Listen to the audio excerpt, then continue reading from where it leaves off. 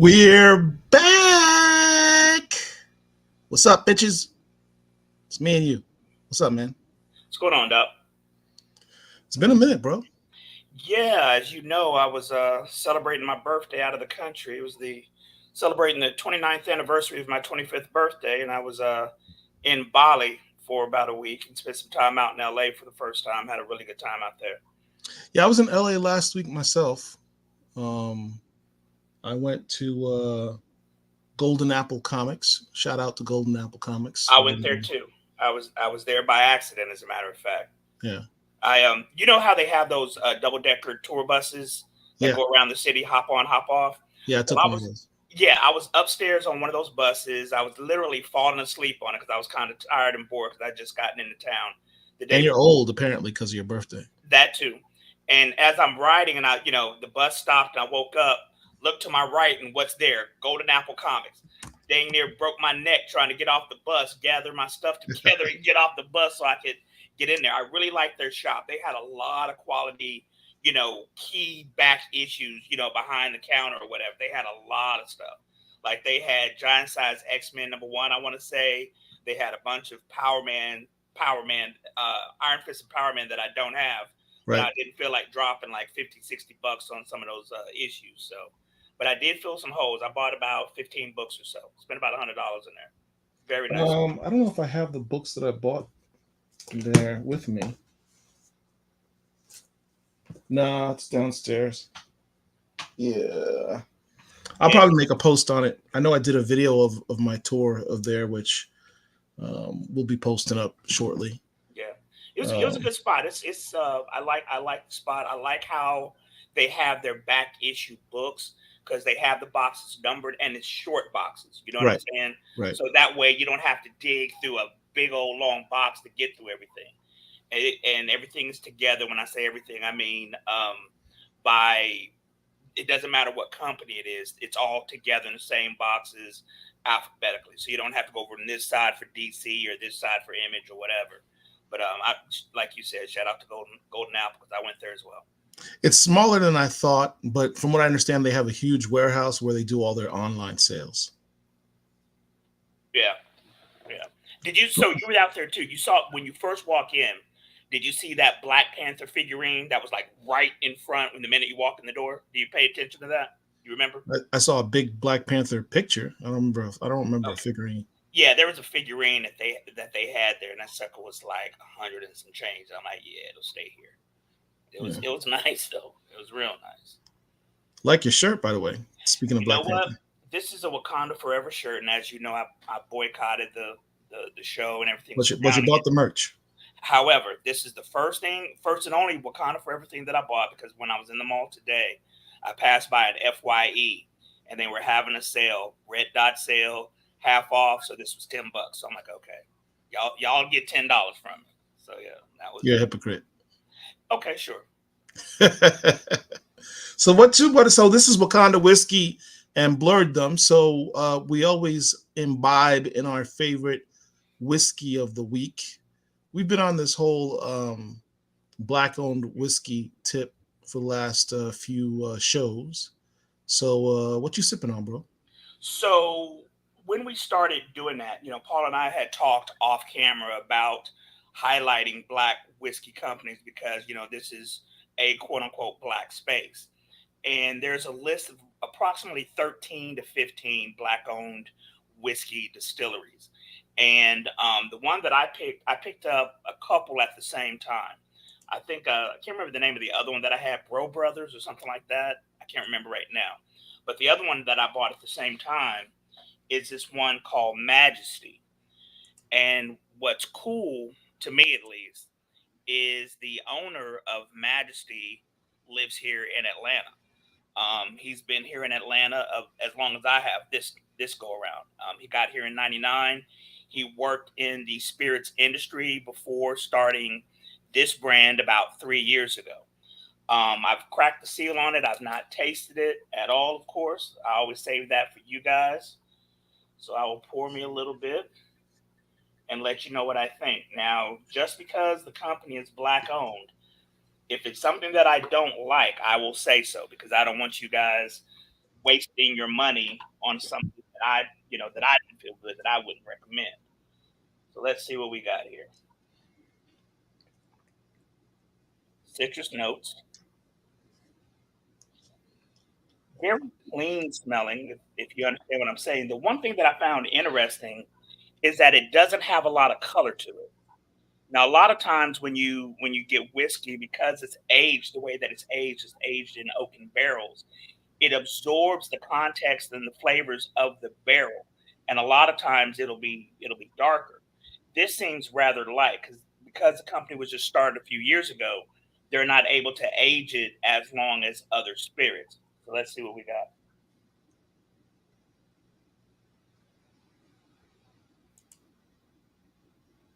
Okay, this isn't bad. It's light.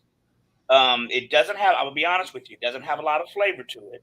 And the reason why I say that is because again, it doesn't seem like it was aged that long.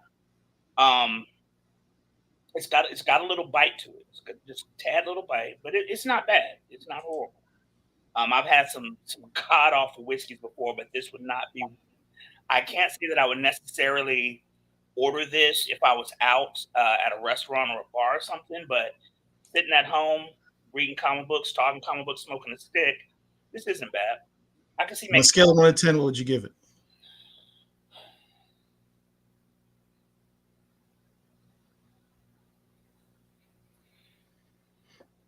I give it about a 6.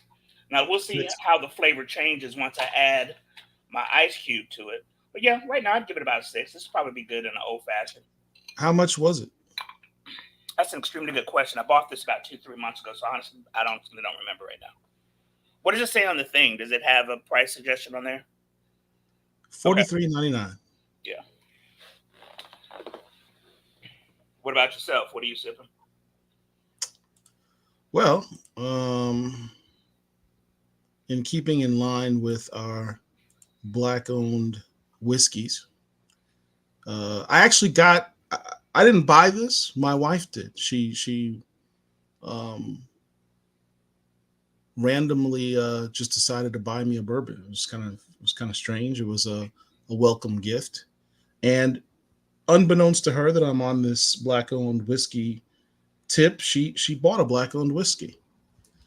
Let me see if I can put it here for you. It's owned by Scotty, co-owned by Scottie Pippen, called Digits. I've never heard of that before. And I don't even think this was on that list. I don't remember this being on that list. I think it's a fairly new whiskey. So if you guys just Google black-owned whiskey distilleries, you'll come up. You'll see several different articles that have lists of black-owned companies. And as I said, it's typically between 13 and 15. The most famous of which is Uncle Nearest, which I highly recommend. Digits Distilled in Tennessee is a collaboration between Scottie Pippen and Dave Finney that focuses on distinguished and mature bourbon whiskey. Produced and bottled by Savage and Cook, Vallejo, California. So, it's got a nice glass topper. What was the price point on that? Oh, you don't know because your wife. I don't know. It was a gift. Yeah, right. Does it say on this little thing you got right here? Does not.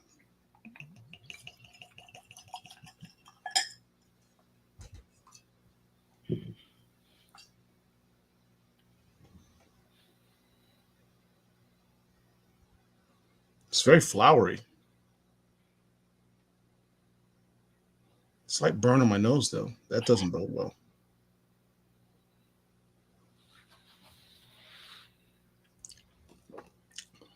Ooh. Oh, that's nice.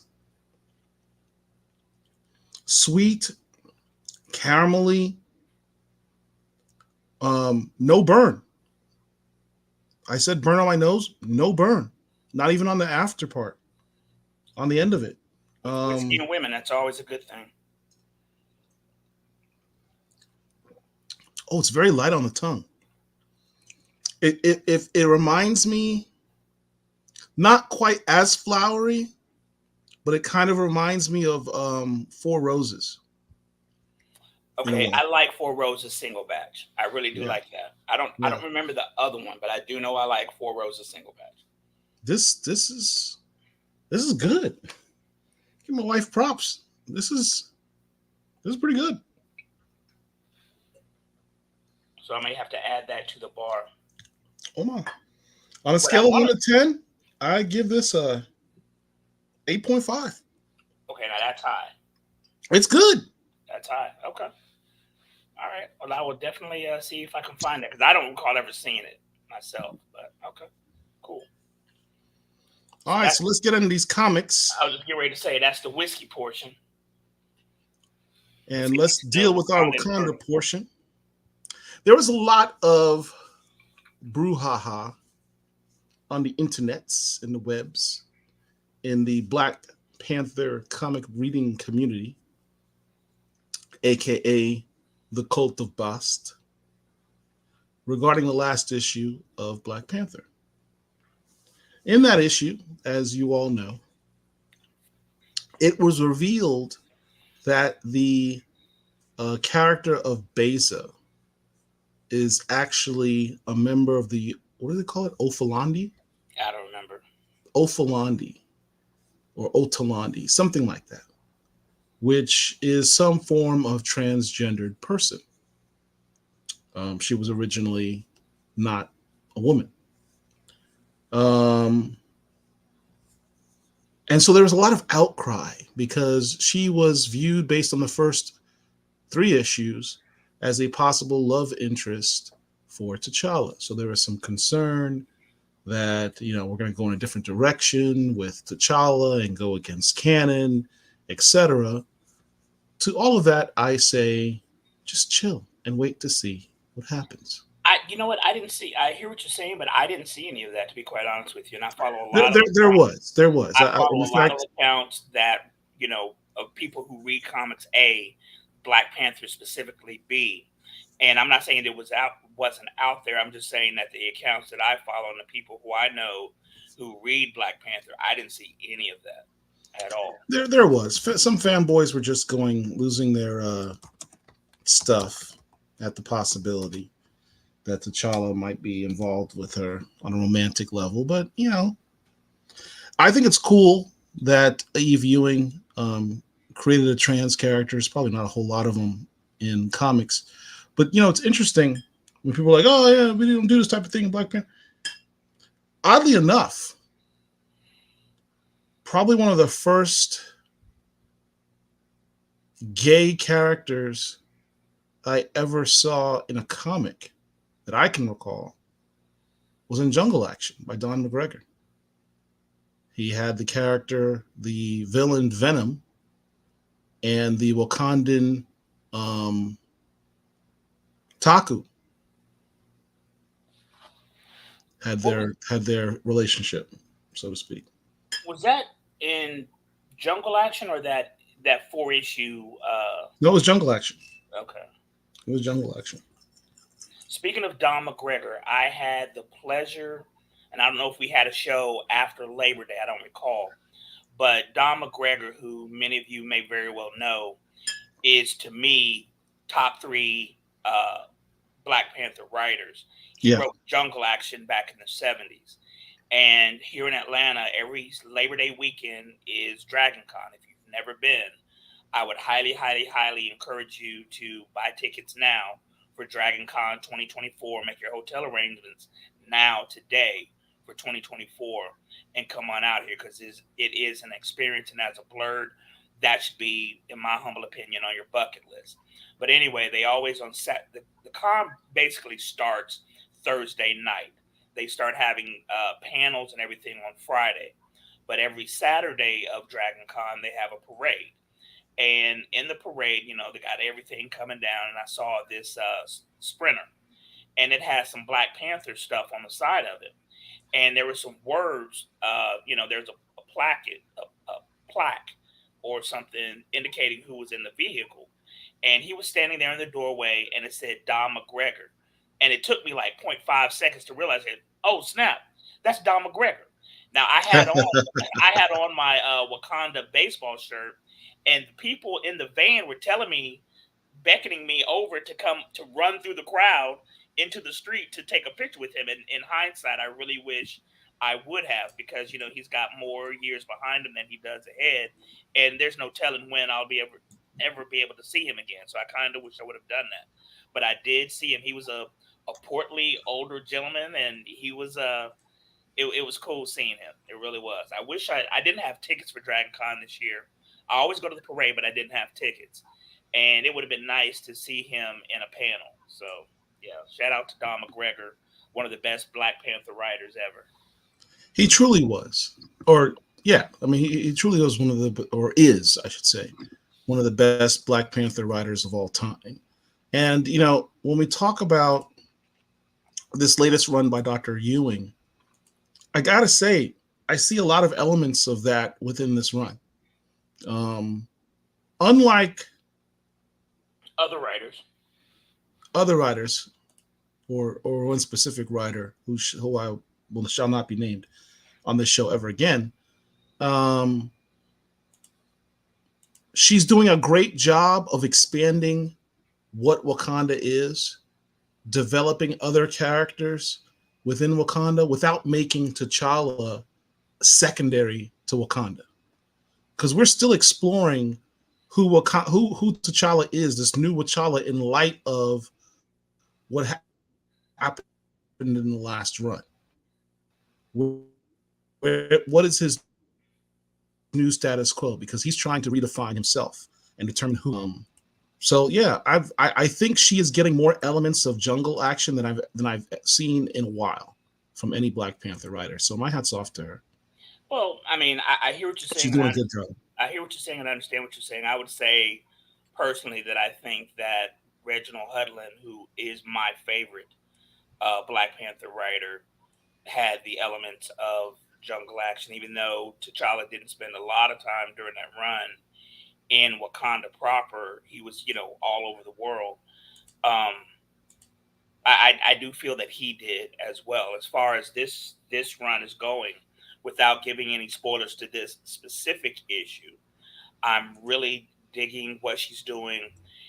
As I've said before in this space, she, Dr. Ewing, understands who T'Challa has been portrayed for the past 55 years as a character. She understands his voice. She understands how the character is supposed to act and move in his world, and she gets that right off.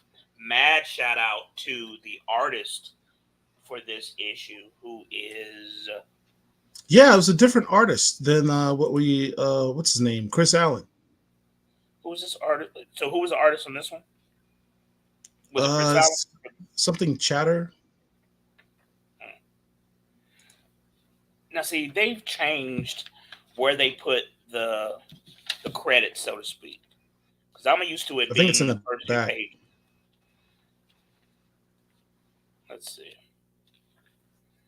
The art is really really good. The art is really really good in this. Oh, here we go. Yeah, Chater. Mac Chater.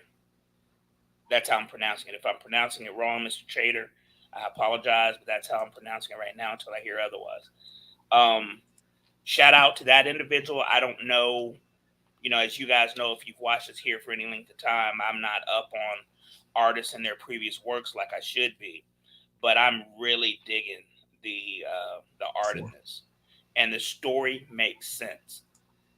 And there's a splash page, and again, without giving Yeah. spoilers, but without context, this page right here, no context, just showing it. You've got a full page of T'Challa fighting multiple assailants. He's taken on about 6 individuals with nary a problem, because this is what we expect T'Challa to be able to do with his physical and martial abilities, to be able to handle multiple assailants and not say get put on his tail by a dude on a buffalo. But Not just 6 assailants. one,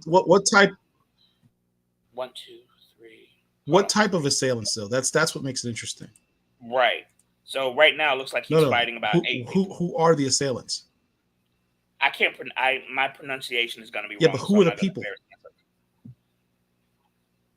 Say it again. He's fighting like several Hatut Zerazi, Right. Yep. Yep. And the Hatun war dogs, Sarazi, the the war trained dogs. Right. King's Guard. Right. So basically, T'Challa I mean, is these taking aren't on pushover T'Challa's assailants. taking on a group of like 8 or 9 highly trained combatants himself with not 1 ounce of problem. You know what I'm saying? And that's who I, as a longtime reader, expect him to be. That's what I expect him to be able to do.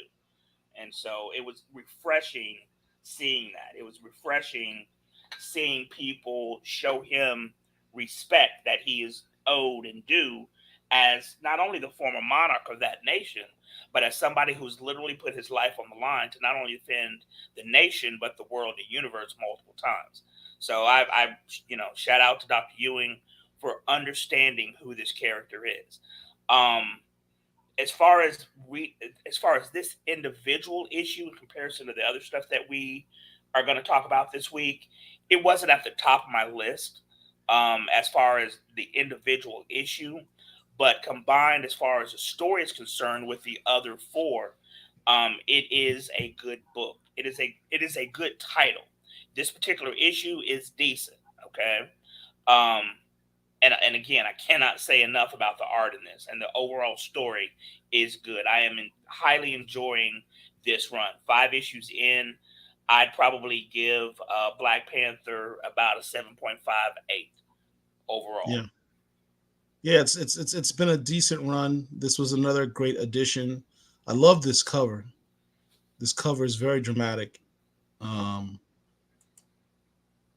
there was a couple things I did want to talk about on this. Hold on, let me pull up my notes here.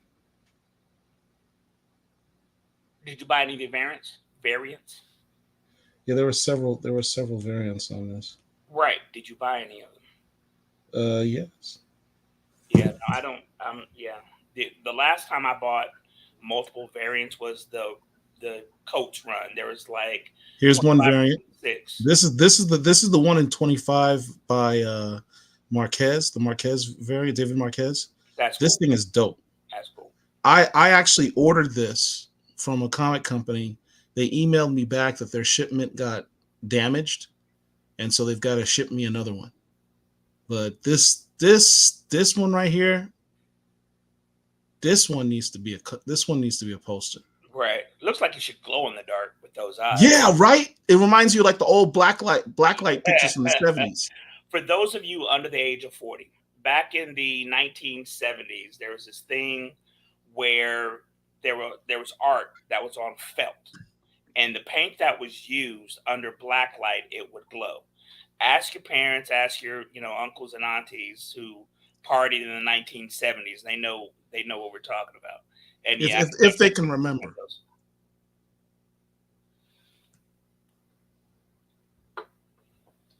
There was also this other cover by Don't like Chris that. Allen, Don't like that. zombie cover.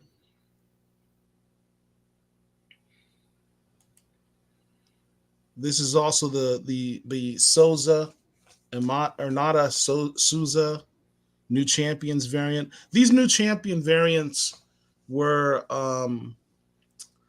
like they're not real characters. They're like a what if character. What if Black Panther had a sidekick? So that's what this character is. But yeah, there were some dope ones on that one. Yeah, it's a solid book. It is a very solid book. I do recommend it. I was on Twitter, and one of the accounts that I follow was talking about Black Panther, reading Black Panther, and their first introduction to Black Panther in writing was the last run. And I'm like, oh my sweet summer child, I hate it for you.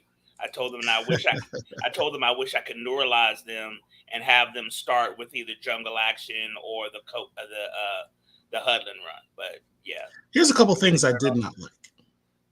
huh? There's a couple things I did not like. If I had some criticisms, um, we're in Wakanda, country that's never been conquered. or European suits, colonialized European suits. by European powers. Why are these dudes wearing westernized suits? I got problems with that. That's a good point. I got But here, problems with that. But as a slight explanation on a previous page, here's what I offer. Um, One of the things T'Challa did when he took power was opened up Wakanda to the West. But I think at this point, Wakanda has really been opened up to the West because there's a lot of issues where you see there's like scientist exchanges with the outside world and people doing business with Wakanda, and Eve Ewing expounds upon that in this issue with this one panel.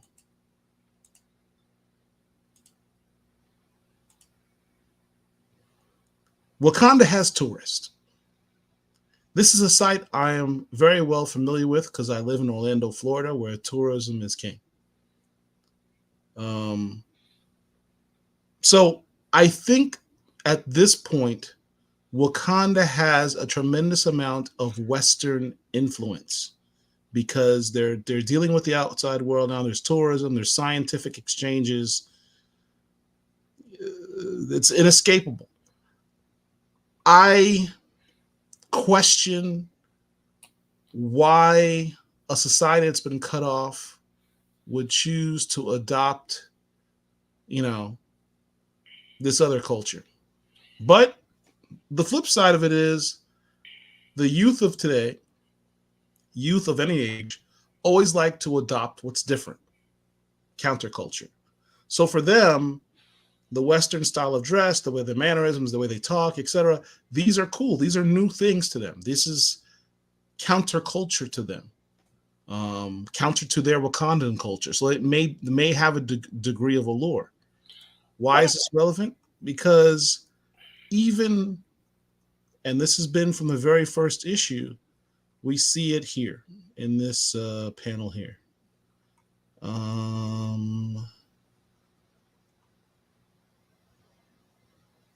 Here. Why are you looking for that though?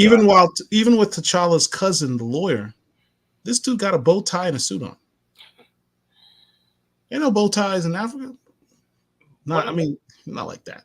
one of You the know, things that I find interesting though is that mentioning the whole tourism thing is that I'm gonna contradict myself, and I understand that as I'm talking it out and thinking about it.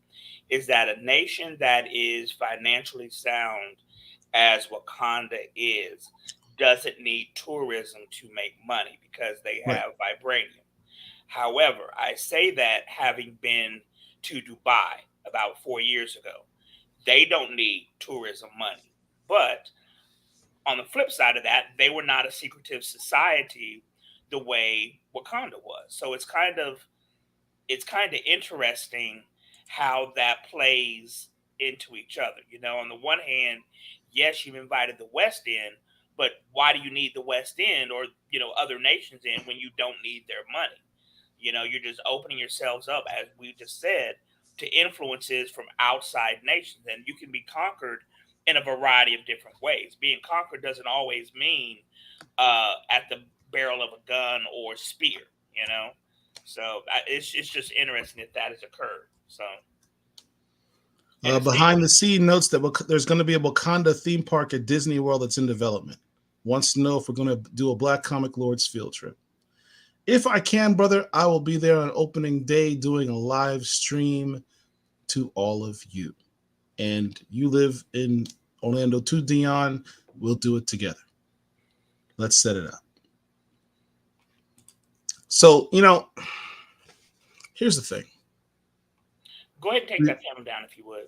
We have this westernization of Wakanda. You mentioned tourism even in Dubai. But here's the thing. Wakanda just threw out its king. It's now a nation of the people, run by the people.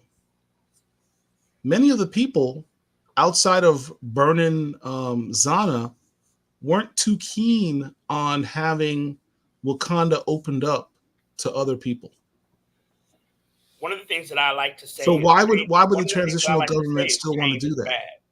Say And a what? lot of people may very well be like I think, change is bad. Even not literally. Obviously, change can be for a good thing. But if you are accustomed to having your borders closed, if you're accustomed to not having Asian tourists or Hispanic tourists or European tourists walking around your city, I can understand how that could be off putting. You've lived your entire life in seclusion. Now all of a sudden you've got people talking funny in line at the Starbucks or whatever.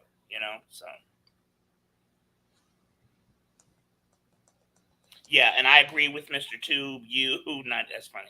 Mr. Tube U 92 that Fossad has opened up other Westerners in since T'Challa took is not in power because I don't recall during any of the previous runs, be it the most recent run, during the coach run, and before that, it was Hudlin, that you would see foreigners in Wakanda. Now, of course, during the Avengers, and during the X Men, you had they were attacked by the X Men, by those with the Phoenix Force, but they weren't tourists; they were attackers. So this is somewhat odd. But I'm not going to criticize Dr. Ewing for doing this. It's just uncommon for that nation.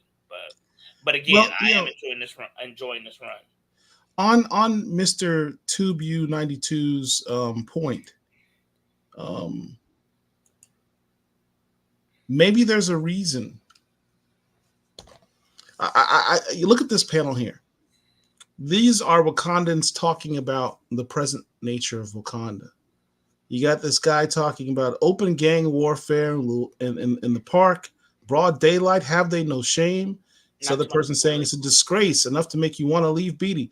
And he says, and go where? With this transitional government, is this still the Wakanda we know?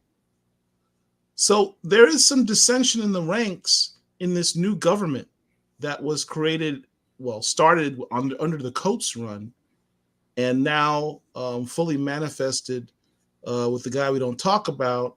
And here's the after results that we're dealing with in Eve Ewing's run. Yeah, go ahead and take that down if you would, please. And that was one of my criticisms for Coates is that he changed things so drastically that he's made this nation one that I don't recognize, and I'm not going to say one that I necessarily like. Again, Dr. Ewing is doing it in a respectful, logical manner, but again, I don't know if I enjoy it that way. I'm used to Wakanda being secluded. Yeah. You'll have your random superhero coming to town, Tony Stark, the Fantastic Four, etc. But you don't have tourism. You don't have Get Your Guide Wakanda having a list of things to do over there. They're not on TripAdvisor until now, and I don't know if I like that. But again, it is a solid run, especially in comparison to the last run. And I will put Dr. Ewing's run 5 issues in over the Coates run, which was 25, 26 issues. So, but it is good, and I am enjoying it. There was actually, when we interviewed Dr. Ewing, one of the things I asked her was whether we might see a touch of the supernatural in her run. Um, the supernatural was kind of introduced strongly. Not to listen. Not everybody has got this issue. Not everybody has read this issue Relax, yet. relax, chill.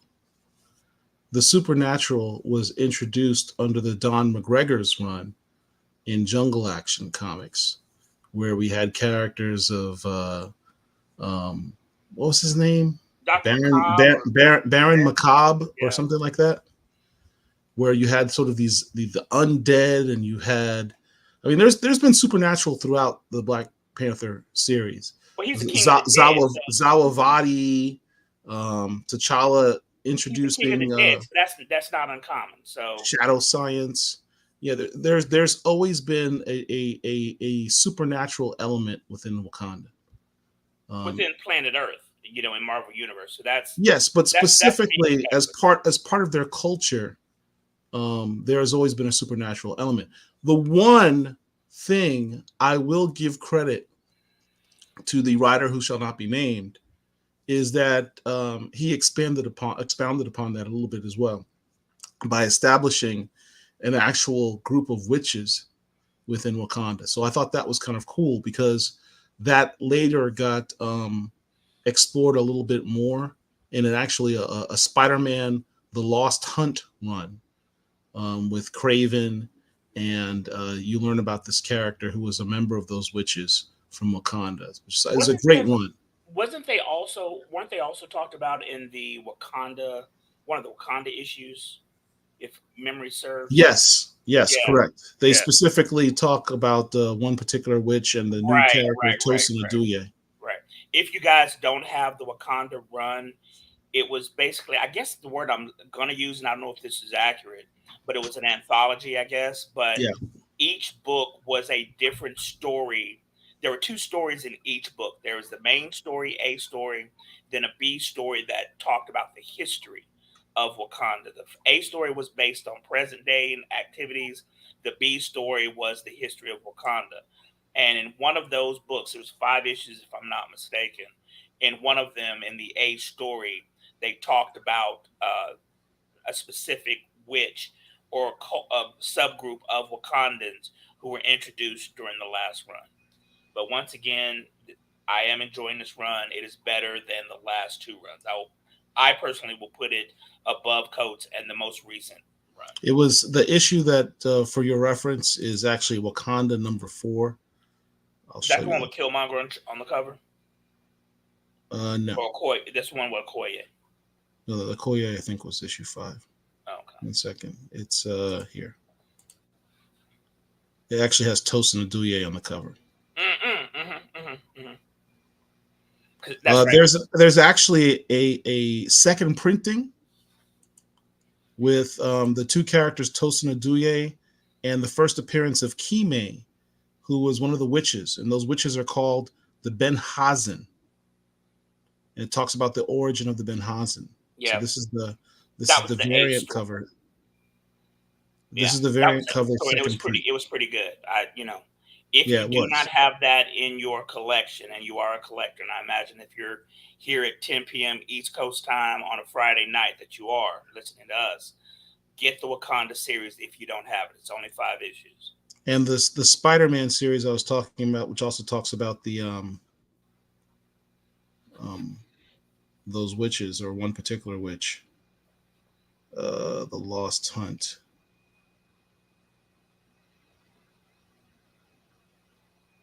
is here. I need to get all those. I think I have one, maybe 2 issues. I don't have all of them, so I need to pick all those This up. is the character. She's a Wakandan character who is a witch, Wakandan witch, who actually helped Craven um, get his powers. You know, so really great run. If you're a Black Panther fan or Wakanda fan, you want to pick up this Spider-Man Lost Hunt run. Yeah. It's pretty good. So anyway, next book. All right, next book. Next book, we have a run that I've been very impressed with and a little distraught by because of the MCU implications. But um, why is it not showing up here? That's weird. Oh, that's at the bottom. That's strange. Blade number 3. Pretty good book. Blade Pretty number good book. 3. The Shout main out to Brian Hill. He is killing it with this book. Um, took Blade from more of just simply a vampire killer and expounding upon that and basically saying he just fights the supernatural, right, right. you know. What's So that all group? time it gives a lot more possibilities and depth to the character. He just fights supernatural characters. What's that group with Wolverine? The The Midnight Suns. Midnight Suns, right? Yeah. Yes. So the Midnight Suns are a group of Marvel anti-heroes who, like Paul said, deal with mainly the supernatural. Think Justice League Dark, but for Marvel, right? So you've got Ghost Rider, you've got Blade, you've got Wolverine, you've got Damian Hellstrom. A couple other people whose name I can't remember right now, but he Oh, like Paul said, real quick. Sorry to interrupt, Mr. Tube. The answer is no. It's a different character. right. So without giving any spoilers on this particular book, Blade is dealing with, as Paul just said, more than just vampires. I was reading Avengers. I'm an Avengers reader, and there was a point where the vampires took over a part of Russia, which was Chernobyl. As those Yeah, of you who are of a certain age may know, Chernobyl was a city in Russia that was basically destroyed by a nuclear meltdown. That a reactor failed. The nuclear reactor failed, so that place is literally uninhabitable for the next 1,000 years or whatever. However, in Avengers, the vampires took over that area because the radiation doesn't bother them. Well, Blade, being half vampire, took over as sheriff to keep the vampires in line. And I'm not a huge Blade fan by any stretch of the imagination, despite the movie being a success back in 1998. I've never felt the need to collect Blade comics until this run. I was, I guess, expecting him to just deal with vampires, but he's dealing, as Paul said, with more than. There are supernatural elements involved in this. You know what I'm saying? Things that you would expect Dr. Voodoo or Dr. Strange as the Sorcerer Supreme to deal with, that Blade is himself dealing with also. So it is a very good book. I have one criticism. It's too short. There's not enough content in this book, especially in yeah, comparison to a couple of the other books that we're going to discuss in a few minutes. Um, Very well done. Some new characters were introduced over the past few issues. We're on issue number 3. So in issue 1 and 2, we had new characters introduced, and hopefully they will be around not only in Blade, but potential uh, show up on other teams or whatever the case may be. But I'm really, really enjoying this book. I'm enjoying the dialogue. The author Brian Hill is killing it, as Paul said. This is a very good book. If I'm going to rate this individual book and this individual series, 3 issues in, it gets a solid 8. This is a very, very good book, yeah. and I love the art. Um, what was his daughter? Shout out to Elena Casagrande. Excellent job on the art. What's the name of the book with his daughter? What was that called? Bloodline. Bloodline. Okay, Bloodline was cool, but I just wasn't a fan of the art with that story. I could see that art maybe with Moon Girl or something, but with It that, wasn't. It wasn't an appropriate art style for a Blade book. I it it It is wasn't and bad it art. It isn't. just wasn't appropriate for this book. For that It book. is and it is not. That was and was not a Blade book because it was about his teenage daughter. Obviously who's black, so she falls in the same vein as Ironheart or Moon Girl or whatever. But I just was not a fan of that art. I liked the story a lot. I just didn't like the art. Everything meshes together for me personally as a reader and collector in this book, both the story and the art. So Yeah. if you are a collector, if you like the supernatural, this is a good book. This is a good story. Let me just show this one panel right here. Blade is cool. Like the way he's portrayed, Now let me ask you about that. Blade is cool. Does he? Nah, I'll skip that. I was gonna say he kind of reminds the way he's drawn in that particular picture kind of reminds me of Michael Jai White. I mean, that's your I don't see it personally. He reminds me of Blackula, to be quite frank with you. For those who don't know, Blackula was a black vampire movie that came out in the 70s. And since we are in the spooky season, if you can find, I want to say it was 1974, I could be wrong on that, but if you can find the movie Blackula, I would encourage you to watch that. And That's what and he reminds me of. and to jump on that, if you have not picked up Rodney Barnes' Blackula graphic novel, you're doing yourself a tremendous disservice. Mark, I know you probably don't have it yet, but Mm-mm. I I can't say enough. I highly recommend Rodney Barnes' Blackula book. It is Rodney incredible. For those who don't know, Rodney Barnes is the writer of Philadelphia, and If you he don't know that, I find it hard, but anyone who's watching this doesn't know that. Rodney Barnes and Jason Alexander are killing it, literally and figuratively, on the Philadelphia story, along with Nita Hawes' Nightmare Blog. So I have no doubt that he's doing a wonderful job. It seems that vampires are his niche. So I'm sure it is well done, but I just haven't picked it up yet. There are a number of covers for this book. Here's another one. This is the 1 in 25 incentive variant by Javier Fernandez. This one's pretty cool. The Yeah. Kokolo Stormbreakers variant with Captain America, who's not in the story, by the way. It's a little bit of false advertising, but it's a cool looking cover. The blade looks really cool there. Yeah. Got And then, that of John course, the Claude Van original. Damme split going on. The split, yeah, the John Claude Van Damme split. All right, so next book, Cyborg. Cyborg. I'm You got- enjoying you got it. the series. This particular issue, it was okay. This particular issue was okay. It seemed like, without any spoilers, on the cover, this may or may not be a nemesis for Cyborg. I see Iron Man. That's what I see. Okay, with the red and gold, there are a multitude of colors that you can make a character, but to make him specifically red and gold and armored, that's Iron Man. You know what I'm saying? The story is interesting. I I'm interested in the main bad guy without any spoilers, but getting to the end and the story that we're dealing with in this specific issue, it seemed rather convoluted to me. I like the series. I'm enjoying the series.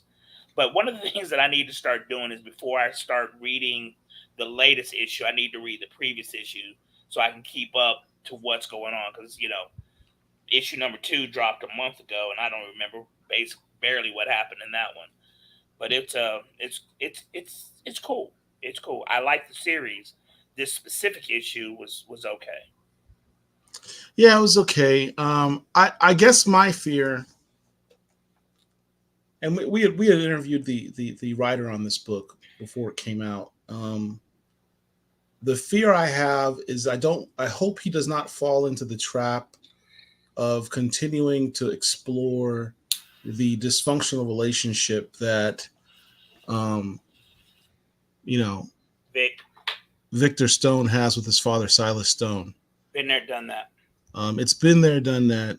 for like The 50 writer years. himself says he's tired of seeing that, but and yet we're still seeing a little bit of that here, more than I would have A liked. lot of that here. I'm tired of hearing that storyline of the dysfunctional father son relationship. There's so much more to explore with this character. Cyborg, in our information age, Cyborg should be one of the most powerful characters in the DC universe. Yeah. I mean, the guy is an information king.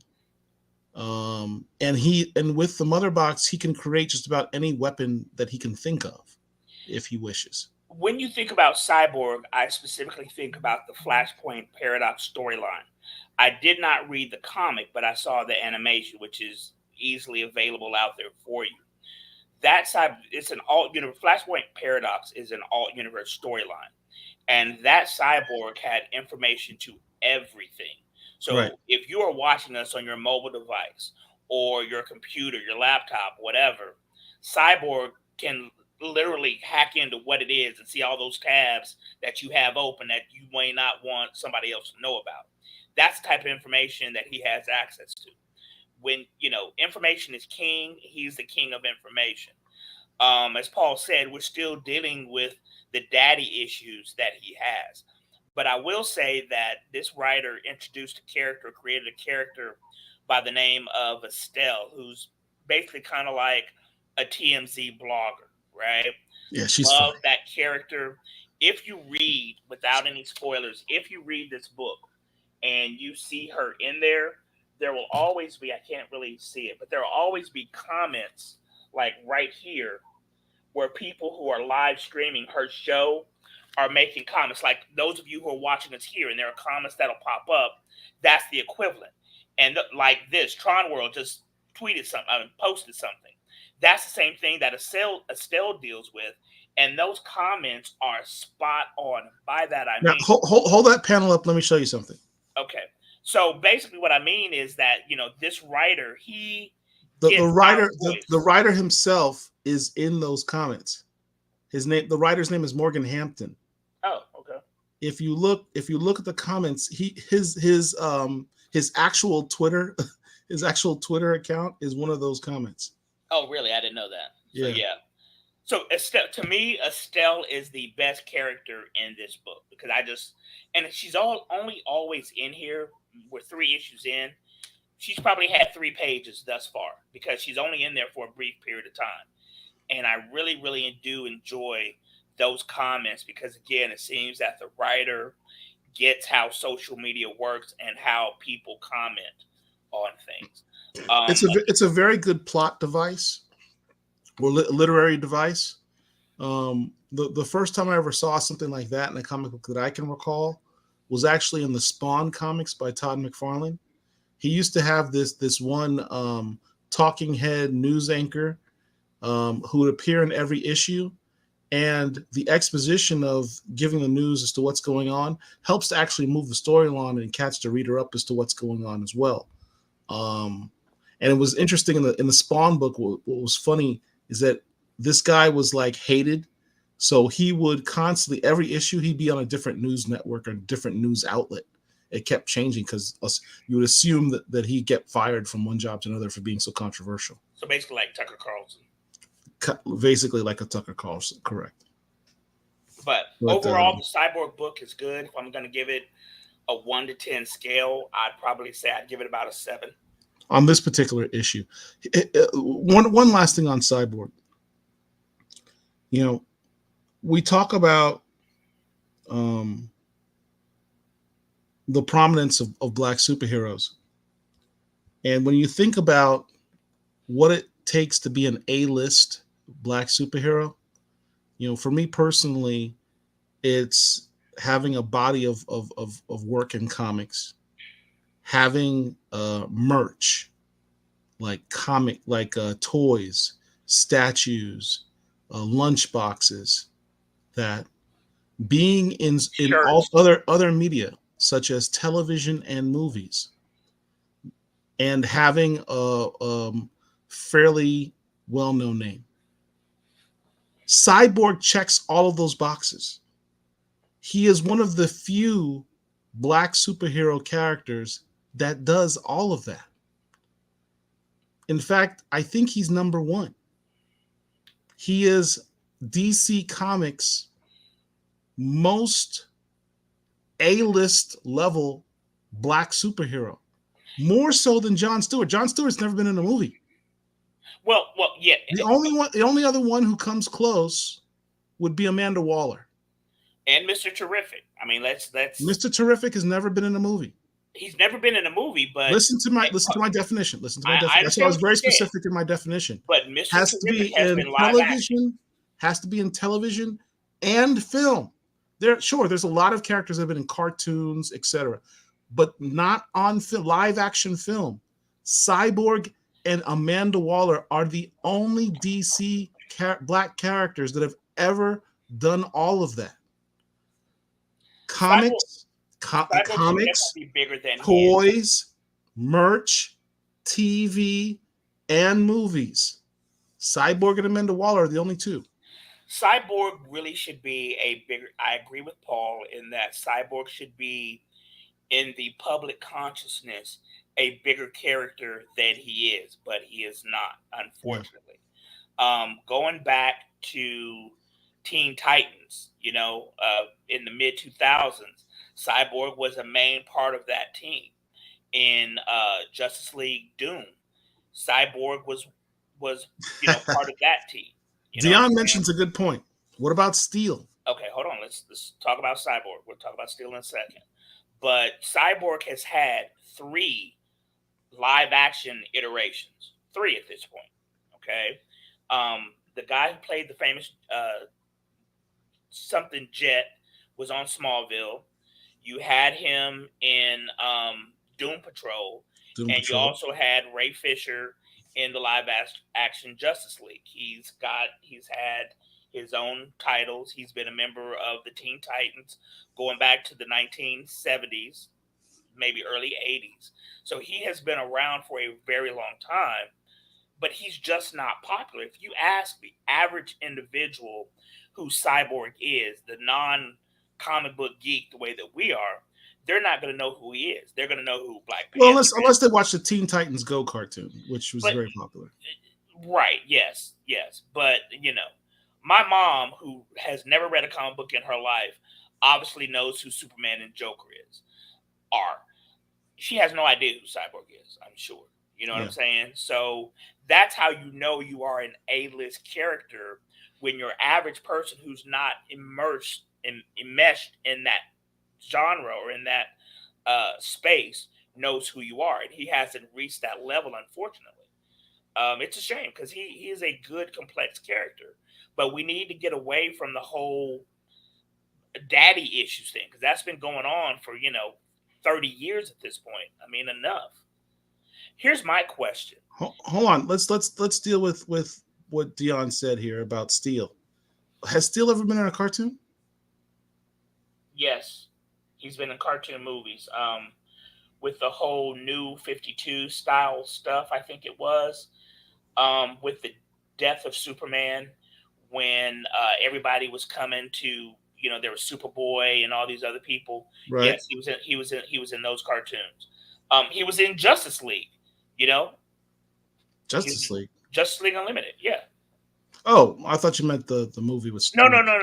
Oh, and speaking of Jon Stewart, even though we did not see him as an audience, there was a Green Lantern Jon Stewart in the Justice League movie, but his scenes were cut. So that doesn't count. Yeah. Could Steel be argued as an A-list character? Absolutely not. No.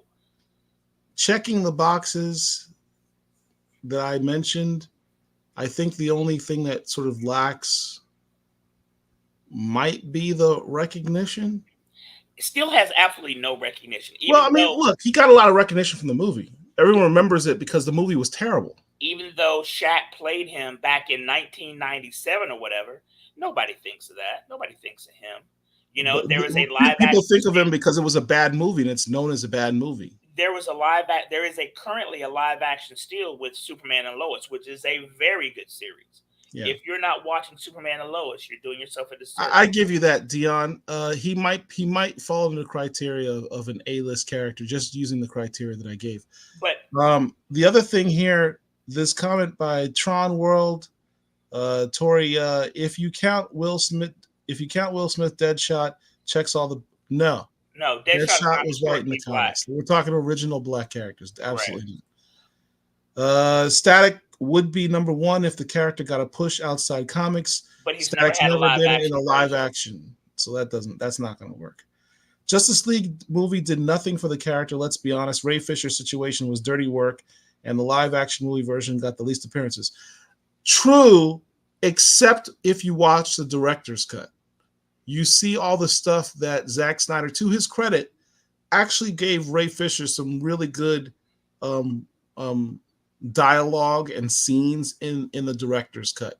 I can understand why Ray Fisher was pissed all that stuff was cut out. Paul uses these certain criteria to be A-list, and I understand it intellectually.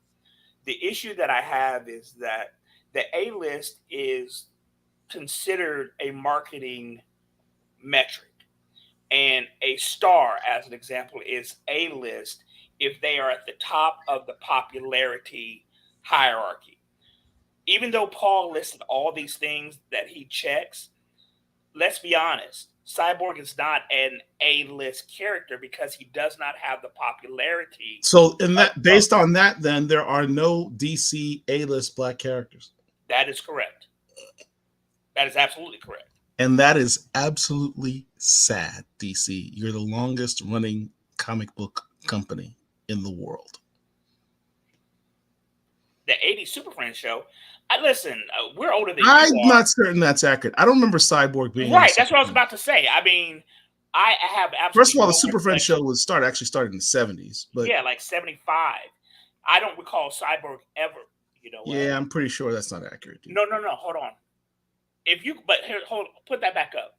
If he grew up in the '90s, in the '80s, but he's a '90s kid from the '80s show. There may have been a season towards the end where he appeared. I don't have any independent recollection of it, but I've seen some clips of that show where Darkseid made his appearance there, and I don't really recall that from back then. I personally don't recall Right. seeing I that. remember Black Vulcan. That's who I remember from the Super Friends, Right. the And you '80s. can't have two 80s. black characters in the same cartoon back then. That's Right. just not I right. don't remember Cyborg being. I'm not saying that you're wrong, but I personally don't remember it having come up during that time when it was first run. I just don't remember it. I remember him from Justice League Unlimited. And So then, Richard makes a good point. Steel did have a 50 plus issue run. I think he had like 57 issues, if I'm not mistaken. None of the A-list characters have that. Steel does have the longest. Are there any other black superheroes at DC that have that many issues? Let's take a look. Because the only other one I could think of might be Static. I know Icon had 51 or 52 issues. How many does Static have? Mr. Terrific had about 10. No, he didn't. That's not even close. I'll tell you. Let's see here. Mr. Terrific. Also, if you are a comic book collector, Static had 47 issues. if you collect comics and you do not have CLZ Comics to catalog your issues, you are doing yourself a disservice. I said Mr. Terrific had 10, he had 8. Steel. But you guys keep saying A-list, and even though they have had these runs, these are not A-list characters because your average person doesn't know who they are. They don't have the popularity in society the way Superman, Wonder Woman, Hulk, etc. have. They are in our community, but not the overall community. So that's why I would not say that they're A-list. Black Panther Icon had 42 issues. Black Panther for a period of 2 years was A-list, but not now. Yeah, I can't think of any other black characters that have as long a run as Steel. No. Now, I don't know, how many books Jon Stewart was in, but, how many books was he the lead of? Well, in total, if you were to put all of Jon Stewart's books where he was listed as a lead, but he was never, it was always like Green Lantern Corps. Right, yeah. It wasn't like this is the Jon Stewart Green Lantern book. There hasn't been actually that many of those. Oh, speaking of Cyborg, going back to Cyborg, there is a book that's about 25, 26 issues called Cosmic Odyssey. Now, over in Marvel, I was mainly a Marvel guy for the longest time, and I always liked the cosmic stories, mainly with Thor, Beta Ray Bill, things of that nature, the Shi'ars, etc. Everything that takes you off Earth. The Cosmic, I didn't mean that. Yeah, the Cosmic Odyssey. No, not Cosmic Odyssey. Yeah, I think that's it. Cosmic Odyssey was about 25, 26 issues that had Azrael, Starfire, and Cyborg off Earth. He's one of the main characters in that storyline. It is an extremely good story. If you have, at this point, it's got to be in trade paperback form. So I would highly encourage you to pick that up. Dion, I agree with you. Static, Jon Stewart, Nubia have the best to be true A-list characters. Static back in the 90s or early 2000s, yes, not now. Oh, Tron World says that it was the final season of Super Friends. But and Mr. that makes sense. Hold on. Mr. Tube U92 says it wasn't actually Super Friends. It was a series in the 80s or 90s. It was on Boomerang. I have no idea what you're talking about.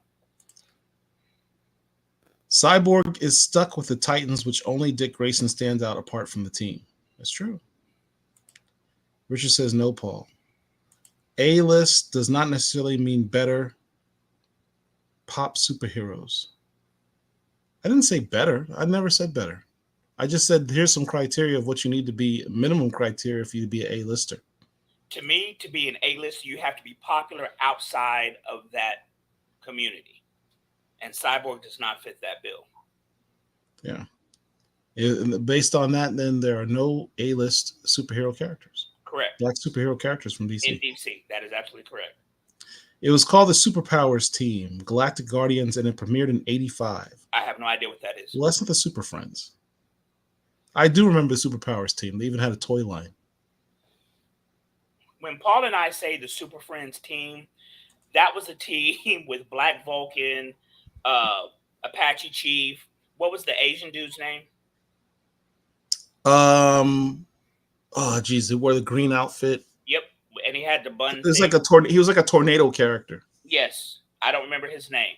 When Paul and I say Super Friends, that's who we're talking about. The series that came about in the 1970s. I just don't remember his name. But yeah, no, I'd never watched the series that you were talking about.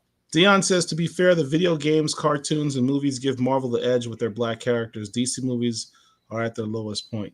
Well, I mean, look, that's DC's fault. They can make video games, cartoons, and I disagree that cartoons give Marvel an edge.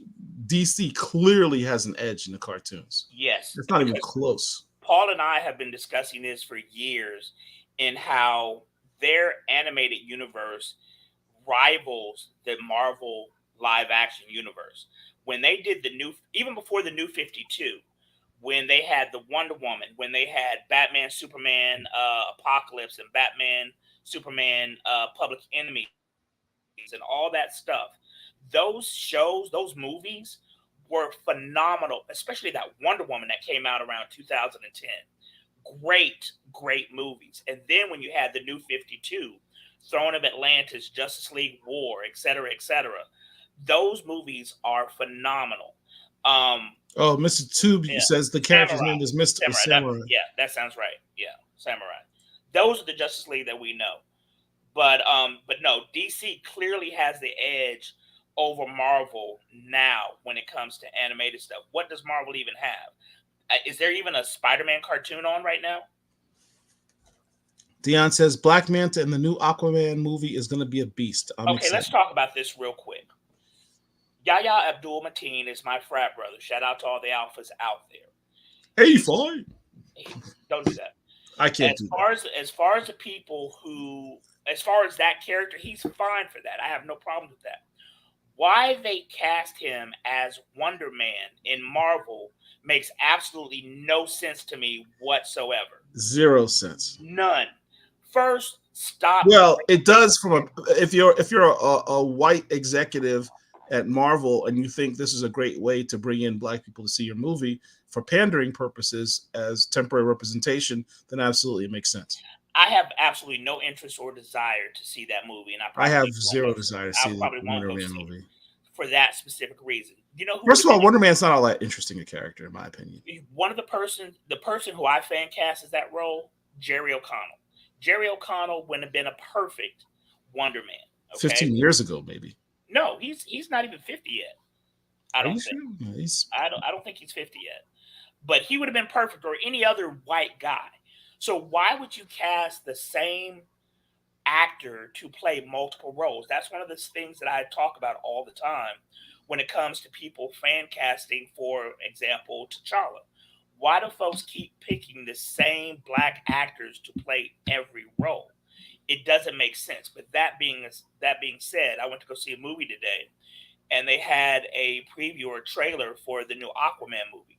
The first Aquaman movie was not good to me. It was boring. I literally fell asleep in it. I will say that I am interested in seeing this new Aquaman movie. It absolutely does look good. Black Manta looks like a complete and total badass.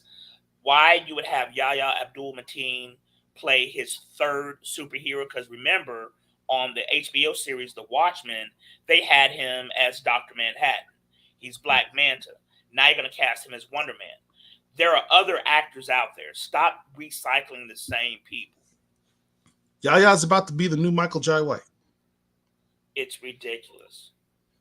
Tronwell says Static would have had a live-action adaptation by 93-94 had Milestone went with Omni instead of DC, a little-known prehistory. Well, Maybe. I mean, that depends on whether or not Omni would have had the same level of prominence in terms of promotion and availability that DC offered to Milestone. I mean, the woulda couldas of historically, I question that. One of the things that allowed Milestone to be as popular as it was is that it was at your LCS because it was published by DC, and you could pre-order it if you wanted to. It was on the shelves in places that you wouldn't normally expect to see it. And I question whether or not Omni would have allowed to do that. I do that because of my own history, where I saw very few black independent comic books where I lived at the time when I was a kid. You didn't see that stuff. You weren't going to see the books from a lot of books from Ania or Brother Man. I have a few of those, but it wasn't like consistently placed by LCSs in certain towns, in certain cities, in certain places in the United States. DC's deal with Milestone allowed that to happen. So I'm not certain that that's something that would have necessarily happened. Okay. Richard says, given the DCEU, a movie appearance couldn't help anyone to be a A-list character. Well, yeah, that's a good point. Well, Even if they did place it, would that necessarily? DC's movies are so bad, is what he's saying, that even if Cyborg had an expanded role, would that have made him an A-list character? no, no. Again, you got to be popular, not just appear, but you have to be popular. The way I define A list. Yeah. I was going to say Black Lightning had a good run, but they were mostly miniseries and team books, Yeah, and he's never been in a movie. but he had, Uh, but he had a live action series that lasted three seasons. yes, but I know a lot of people you also defecate got to on. have a movie. I know a lot of people defecate on the CW. Personally, I like most of the the CW Arrowverse. Most of them I liked. They were very entertaining. Mm-hmm. Everything except Naomi, which was god awful. I That could was a only get terrible past series. two episodes. I tried to watch Tom what was it Tom Taylor. Did you even see that? Did you know it was even there? It No, I don't know what existed. you're talking about. Okay, so basically, the CW had a show called Tom something, and I'm gonna pull it up. It's based on a white character, but they race bent him and made a 12 to 13 episode series. Came and went. It had no fanfare. It was.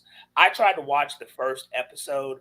I couldn't make it past the first episode. It was so bad.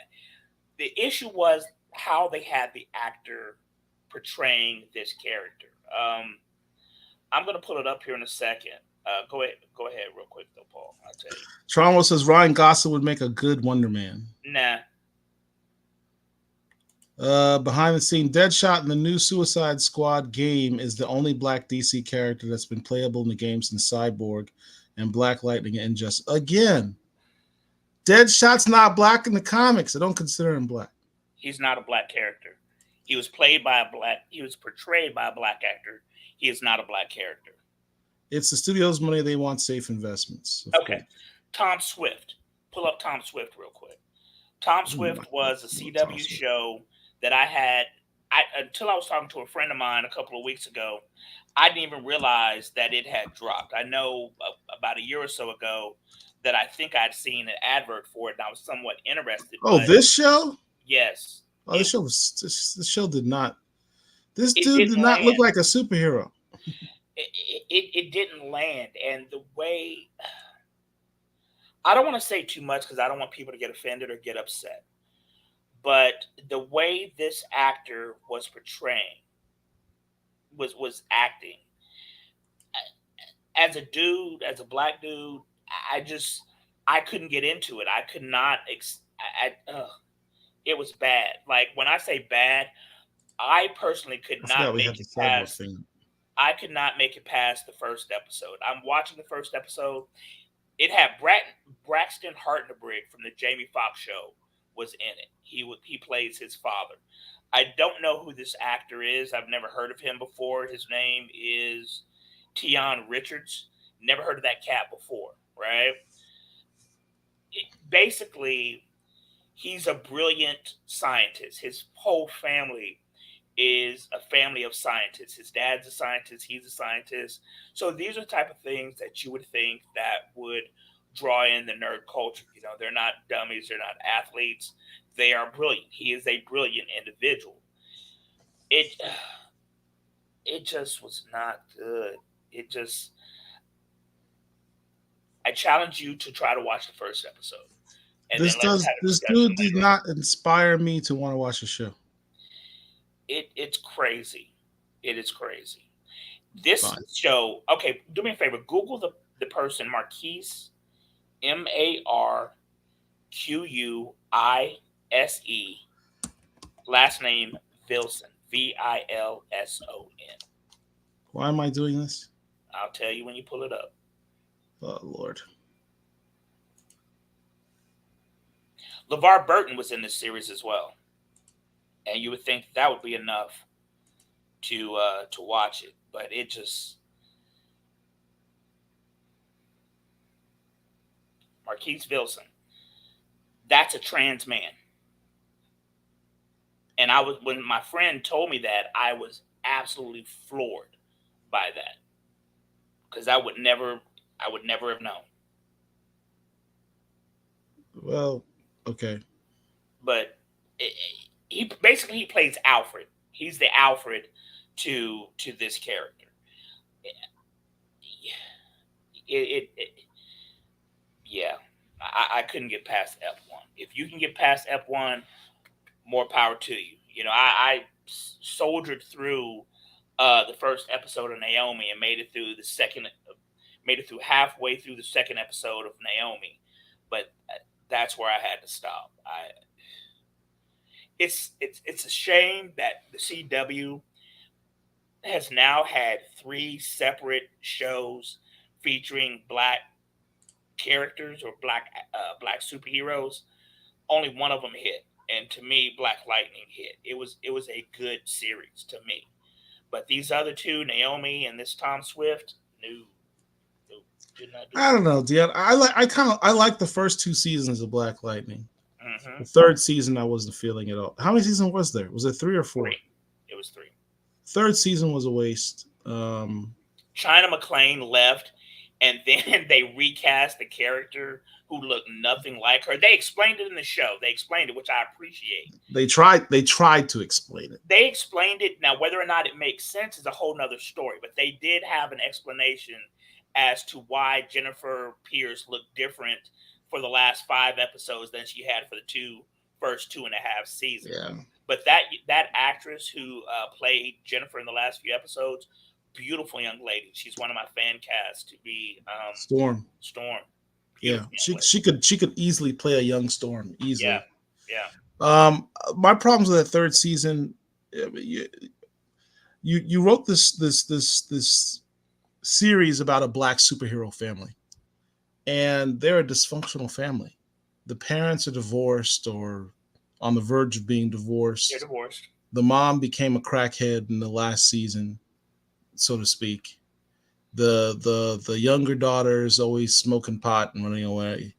The other one is literally became kind of a criminal Robin Hood character. It just kind of lost its way from just. Can't you just understand?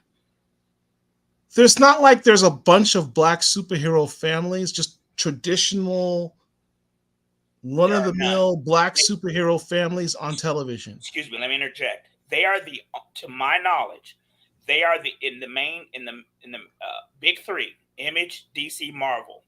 They are the only black superhero family other than T'Challa and his sister Shuri and his father who's dead, T'Chaka.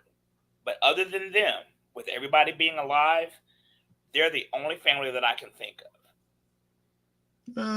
Technically, in DC, there was Mal Duncan and Bumblebee had kids, but no, I mean, they were like 5 minutes. It doesn't really count. Yeah, right. They're definitely not on television.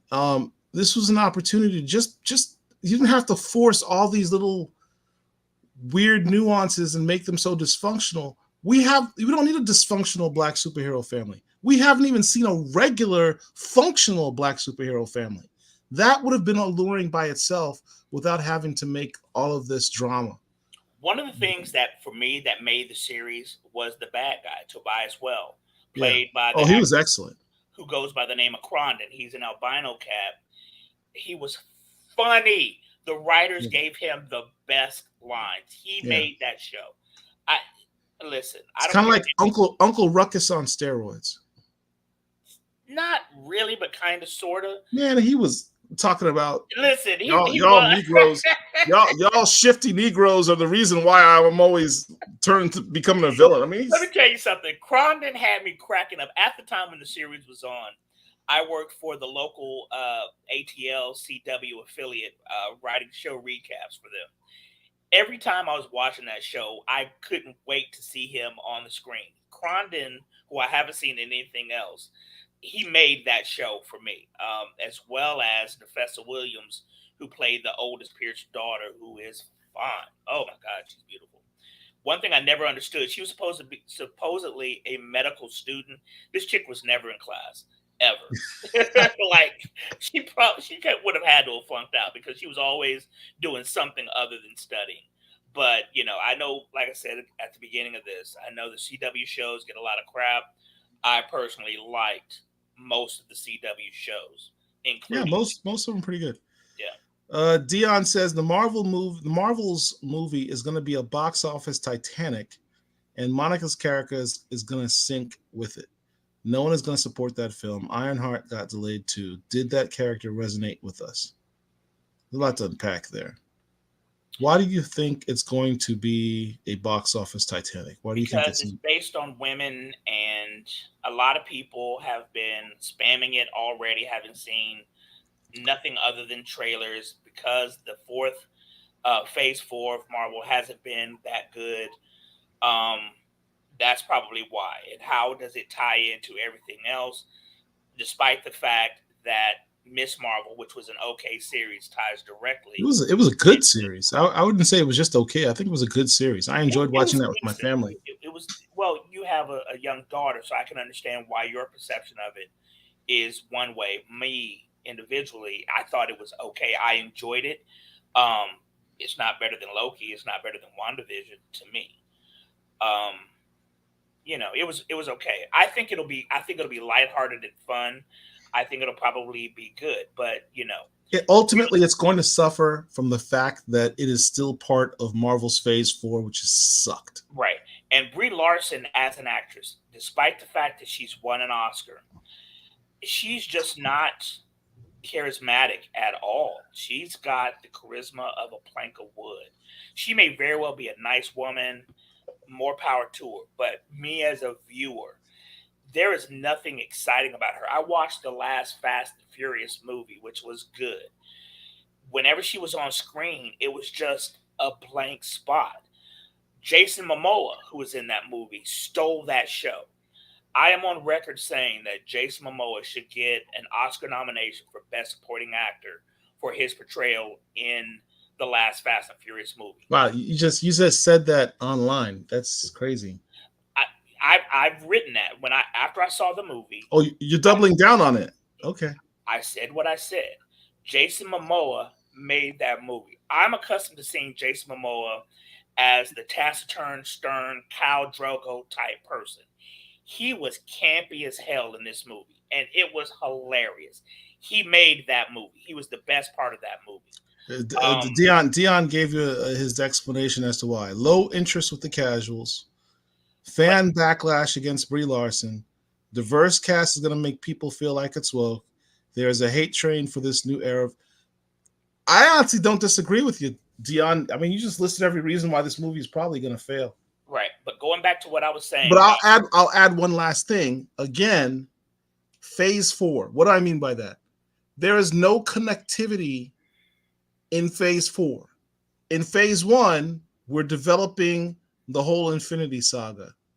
In Phase 4, does anyone know what the hell we're developing?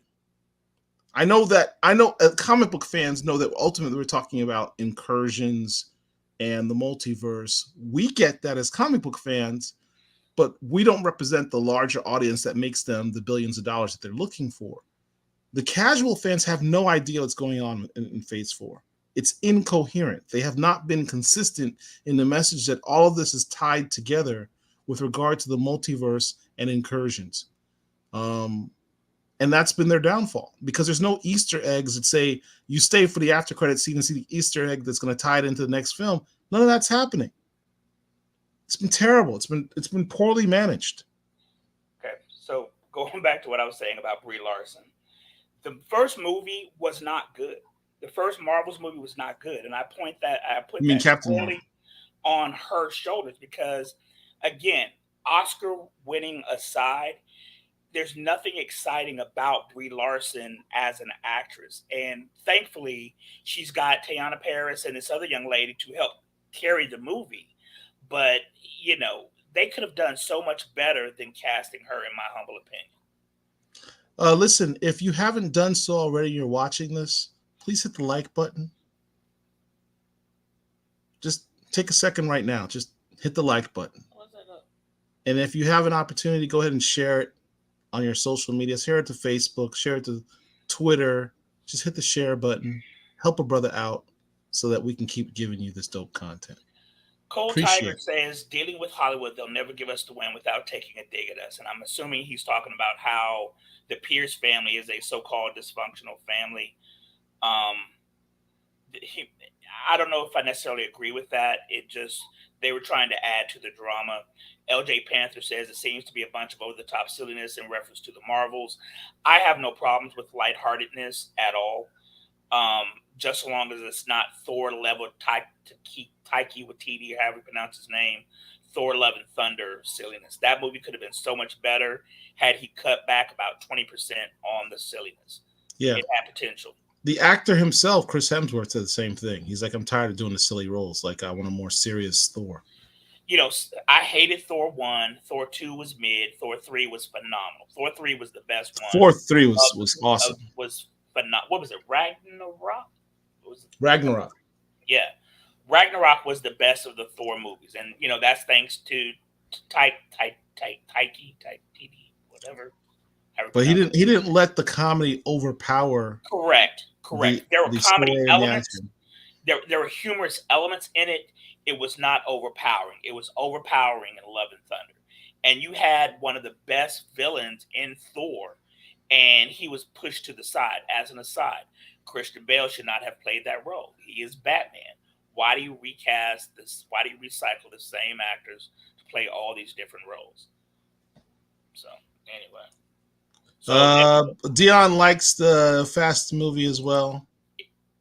Best cameo post Hobbs. Yes, I was not expecting that.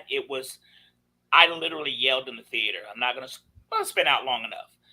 Basically, at the end of the movie, Dwayne Johnson made an appearance in the last movie, and it was a good appearance. It was a good cameo, simply because of the fact that we all know that he and Vin Diesel don't necessarily get along. There's a lot of testosterone there. So, yeah. Here's the thing. I'm not mad at Brie. She may very well be a nice person. She is just bland. That's the issue that I have with her. Brie Larson, to me, in my humble opinion, as a 50-year movie TV watcher, there's nothing exciting about her. And I also saw her Oscar-winning role. There was nothing spectacular about it or her, in my opinion. So, anyway, next book.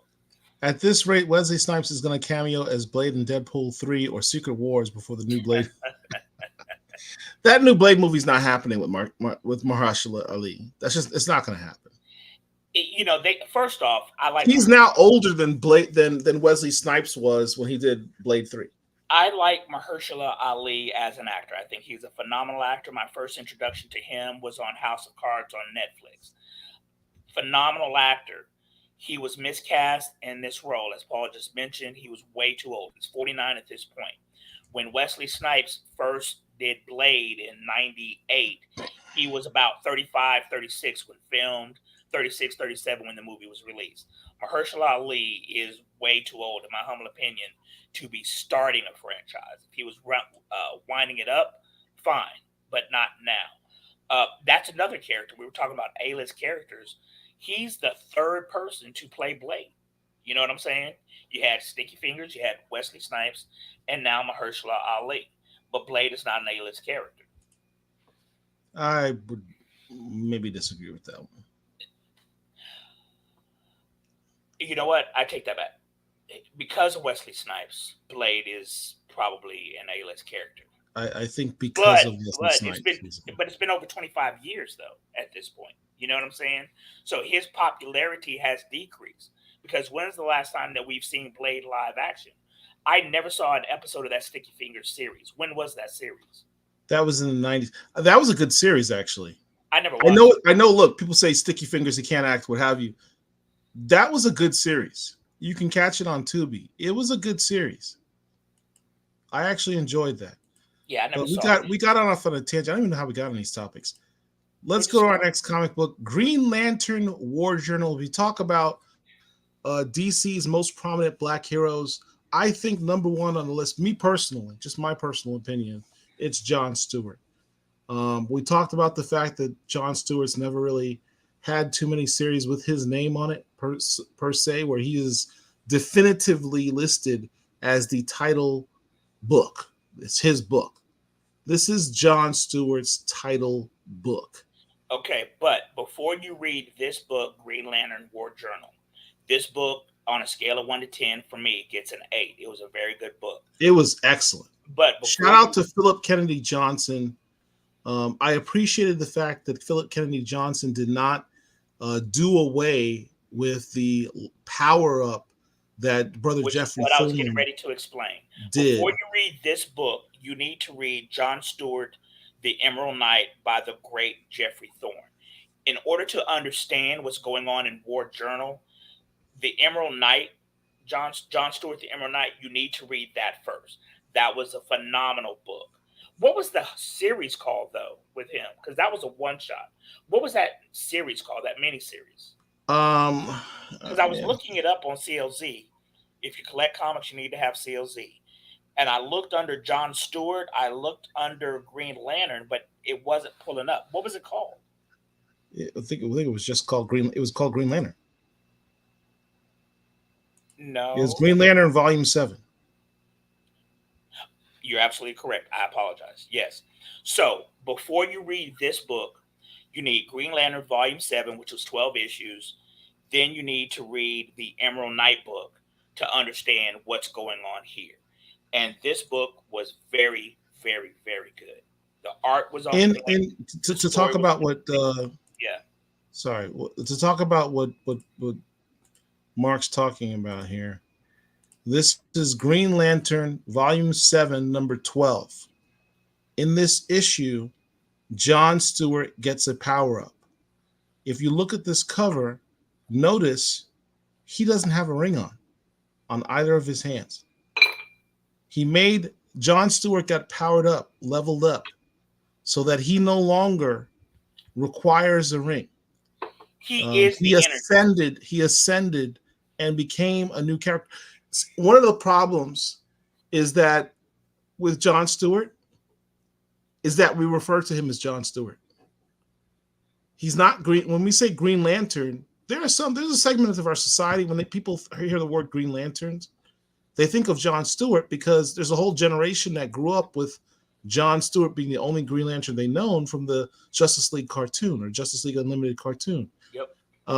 But for those before that generation, all the old fanboys, they still view Hal Jordan as the Green Lantern, even People though Alan Scott preceded Hal Jordan back in the golden era.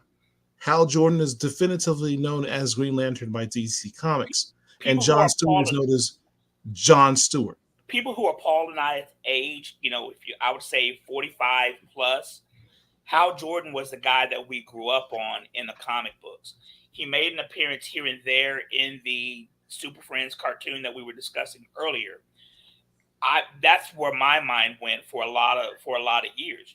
John Hal Jordan was the Green Lantern of my youth. But again, as he just mentioned, with the advent of the Justice League and Justice League Unlimited, for those 35, between 25 and 35, say that's the person that they grew up on, and he had his own animated movie last year, which I thought was okay. I know Yeah, a it was lot a of good people movie. It was a good movie. I liked it. I know a lot of people didn't like it, but he was never into being just the Green Lantern, and I say that because John Stewart never wore a mask. He wanted people to see who he was, not that that little bitty old mask would obscure who you were as an individual, but how Jordan wore it. Kyle Rayner. What's the redheaded dude's name? Guy Gardner never wore Guy a mask. Gardner did not. So Earthbound Green Lanterns, Guy Gardner and John Stewart did not wear the mask. But for me now, John Stewart is the Green Lantern who I think of. I don't even think of Hal Jordan anymore. Does anyone really care about Hal Jordan, who's not like over 55 years old? Not Probably really. not. Not But I really. will say this. I don't know if you watched it, but I watched the first episode of the series last night that came out in the mid 2000s by Bruce Timm, who was the producer. That Green Lantern computer generated Oh, animation, that cartoon was dope. that cartoon was phenomenal. And I That just cartoon was watched dope. episode one last night. That was an extremely, extremely good. If you have HBO Max, I would encourage you to watch that Green Lantern cartoon. It does focus on Hal Jordan, but it is an extremely well done cartoon. Yeah, that was a dope cartoon. But the point I was trying to make with this, showing you this volume 7, number 12, Jeffrey Thorne leveled John Stewart up. Now, what happened is after this, there was this storyline in DC, um, Dark Crisis, and John Stewart was leveled down again, and there was no explanation for it at the time. There was a issue where he was presented as this other character, the Emerald Knight, or something to that effect. Um, but there was no explanation as to how he became that character. This book now deals with this new book now deals with sort of the aftermath of the level up that he had. It's complicated, but in essence, he kind of got split into two characters, where one went off into space and I don't know if it one reality or another one came back to Earth. It's as I said, it's complicated. It's DC Comics. The multiverse makes everything a mess. But this book doesn't take away from the fact that John Stewart did get a level up and does not require his ring any longer. He is something new. He's some, to quote the CW Arrow show, he's become something else, something more. And that's what we're seeing defined in this series. I'm looking forward to reading this more of the series, One of honestly. the things that I liked about this, without giving any spoilers, was the emotional dealing that John has to do with some family members, and it really touched me what he has to deal with. It was very extremely well done. Yeah, This book was about an 8.5. I yeah. really liked this book The storyline with his with mother, with somebody in his family. it that one hit home for me. It was good. It was a really good book. So of the books that we've been previewing or reviewing, I should say, Green Lantern John Stewart comes in at number three for me. It was good. I really enjoy it. I'm looking forward to getting this book. It will be on my pull list. Pick this up, but like I said, you got to read Volume 7 and that other one shot first before you can understand what's going on in here. Yeah. Next book.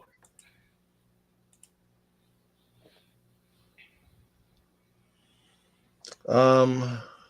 Next book we did two DC books. We did two Marvel books. We did two DC books. Now we're moving on to our indie books. And it just so happens that it's in this order because it's alphabetical. Let's. Oh, I don't have that one. That's cool. Let me tell you This something. cover is by this is the Manahini cover. Mateus Manahini. Oh yeah, that's right. Manahini. Yeah. Um, this book is so damn good. Paul told us about this book about 2 or 3 months ago. He had picked up number one. He raved about it in this space. I went, checked it out. He was right. This book is very extremely good. Basically, in this world, you have people who are like the X Men. They And are this takes place in the 1980s correct, in New York. right? These people are born with powers. You've got the males who have one type of power, you have the females who have another type of power. And it's kind of like a Romeo and Juliet type of situation where you have the dude who's from this one sect who meets with this chick who's from another sect. They get together, and drama ensues. What I like about this book is mainly the art. So check it. Without any spoilers, this is mainly a black and white book, but there are splashes of color. When you are dealing with her, the colors are in blue, right? But when you're dealing with him, the colors are in red. And I think You it's know what? I never picked up on that fact. yeah, yeah, yeah. Very, very well done. And this is set in the 80s at a time when Paul and I were young youths. And, the slang, the clothing, the, the Kango hats, the Reebok sweats. It just, for me personally, it takes me back to a time when, I was in high school or whatever. So I can really relate to it. But not only that, from the personal aspect, the storyline is very good. It's a Romeo and Juliet type story. The art is spectacular by Kai. Was it Kai Randolph? What's his Kari Randolph. Kari Kari Randolph. Randolph. Kari Randolph does a phenomenal job with its art. The art is spectacular. For one thing, comic books are a visual medium. And for me, if the art doesn't get me, it takes me away from the story. We mentioned the Bloodline story with Blade earlier. That took me away. With this one, I am all in. It is so very good. I mean, like I said, it is a black and white book with splashes of color. Highly recommend this book for me. This individual issue number 3, gets a 10 from me. Very Yeah, good. one of the things that I loved about this book is the world building. Yep. As I said mentioned before, it takes place in the 80s and New York in 1980s. You've got the burgeoning punk scene. You've got hip hop. It's in its nascent stages, um, but it's its own world. Now, it's a world where superpowers are known to exist, but they're kind of on the fringes of society, as Mark mentioned. Without giving too many spoilers, you have the sex between the men and the women have different types of powers, um, and it is a Romeo and Juliet storyline. Um, in this particular issue, you go a little deeper as to the Sirens and what their powers are and how their society is made up. I dig this book, man. I can't say enough about it. I think it doesn't get enough accolades, given the fact that other than Black Panther, Blade, X Men Red, and Miles Morales, it's not a lot of good books Marvel's doing right now. This is a dope book. The indie books are killing it. Boom! Shout out to Boom Studios. Boom has some good stuff. If it's a Boom Studios book and if it's got a black lead on it, you can pretty much guarantee it's probably a pretty good book. They're just killing it right now. Boom Studios has just been killing it. They don't miss. I really enjoy this book. I cannot recommend this enough. Yeah, yeah. Shout out to Paul because he's the one who brought it to my attention. Um, I trusted his judgment. I picked it up, and I've been hooked ever since. Yeah. And then one last thing, make sure when you're check pre-orders on this book has a lot of dope covers on it. Like Mark's reaction to this cover, he didn't see this one. You got to check your pre-orders because there's a lot of dope covers. I probably bought honestly probably about 3 different covers for issue number 1 because they were all just fire. Yeah. Um, Okay, going to back to what Paul was saying specifically about Boom Studios. Another book from Boom Studios is A Vicious Circle. The last time we met, whenever that was, I mentioned issue number 2 of A Vicious Circle, and I said then, and I will continue to say now, issue number 2 is the singular best comic book I've ever read. Understand, I read, the Dark Phoenix saga when it came out, The Fall of the Mutants. and a plethora of other storylines over the past 50 years. This singular book, from an artistic perspective and a storyline, is the best book I've ever read. And it also is from Boom Studios. Yeah. Um, I'm going into my CLZ app, and if I haven't mentioned it before, and I know I have, I'm looking up the Boom Studios to see what other books that I have in my collection, oops, that are from Boom. And I have Basilisk that we preview or that we reviewed that we talked about. It was cool. It was okay. Right. Berserker is from Boom Studios that I really really enjoy.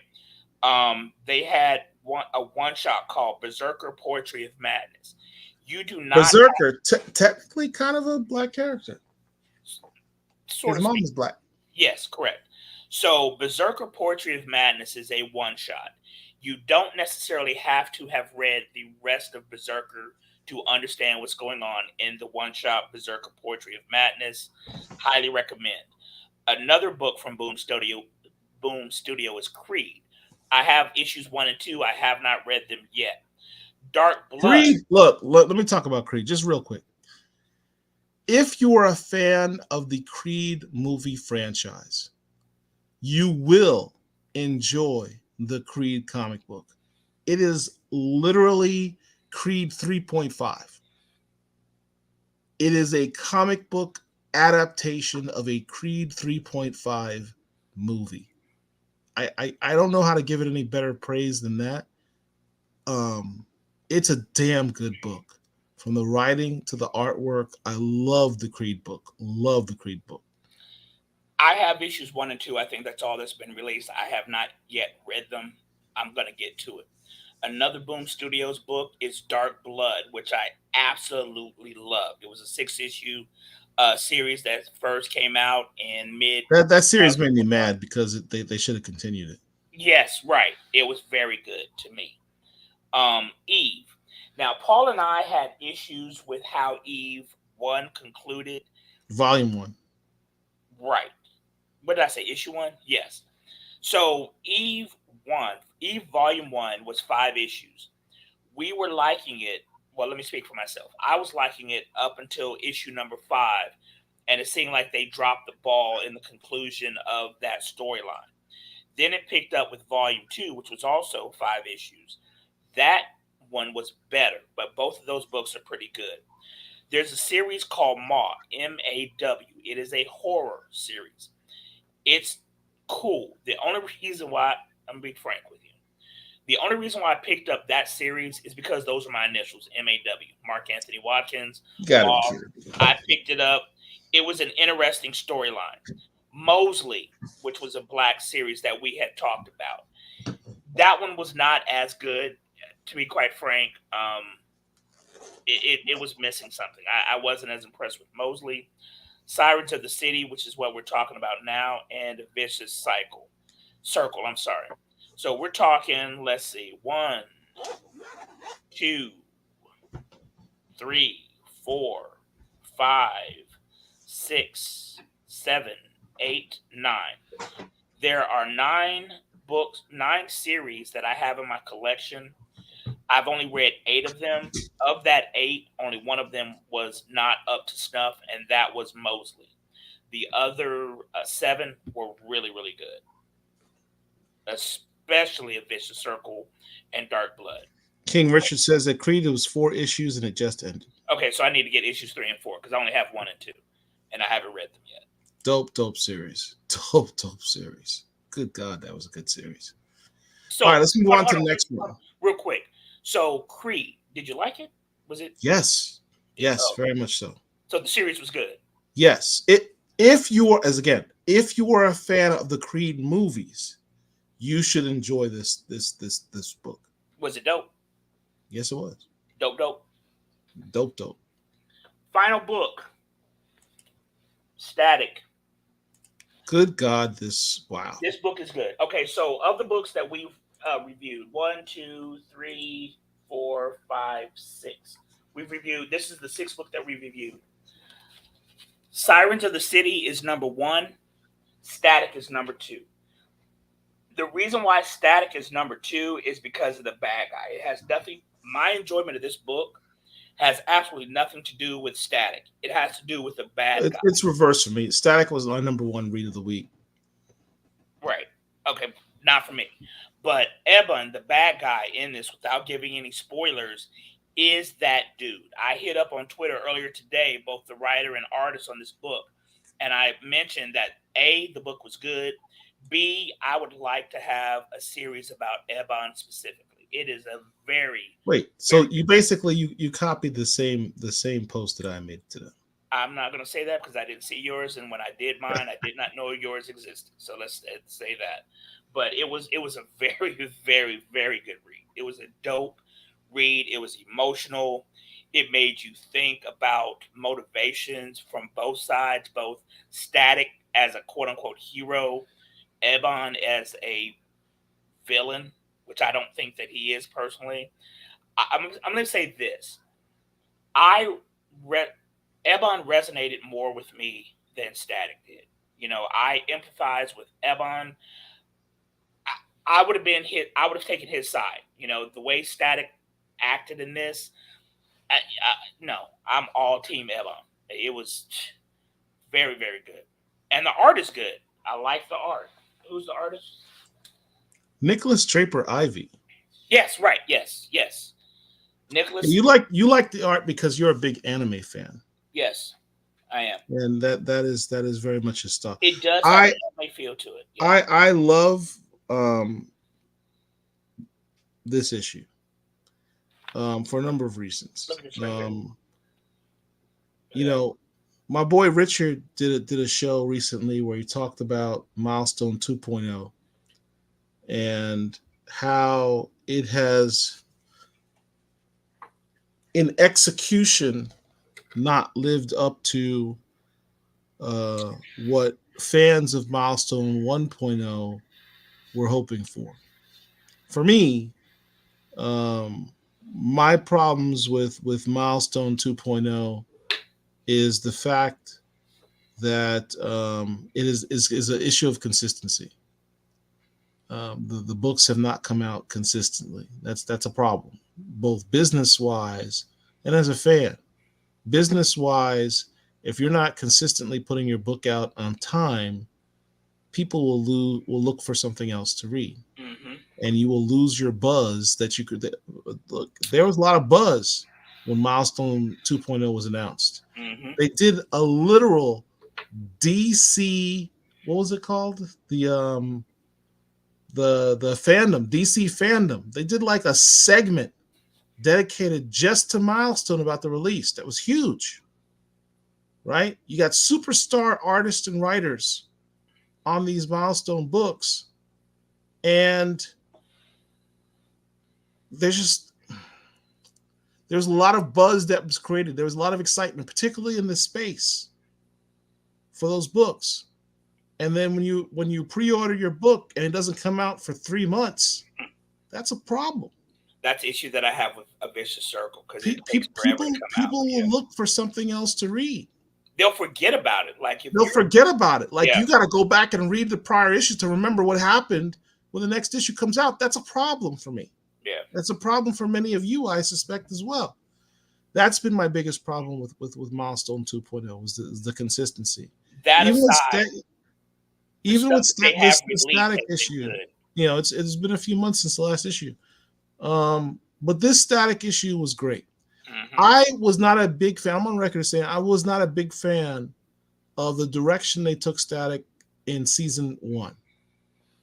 I did not feel that Virgin Hawkins, as portrayed by the late great Dwayne McDuffie and by the writer Robert Washington III, who quite frankly does not get enough love. People go, "Oh, well, Dwayne McDuffie did Static." Understand, he created a character and did a lot of writing for the television show. But the late Robert Washington III was the primary writer on Static. He doesn't get enough love and a lot of recognition for that. Much of what you know of for Static came from Robert Washington III. And his portrayal of Virgil Hawkins was excellent. Wisecracking, super black, blurred before blurred was a word, right? Um, and Static's powers were crazy, and that's Dwayne McDuffie's influence because he was literally a genius scientist. Um, we didn't get a lot of that in season one. You got kind of an emo kid, Hmm. which didn't was not Virgil Hawkins. He was not an emo kid. He was bubbly and wisecracking and funny and positive. Season one, I wasn't really feeling season one all that much, to be honest with you.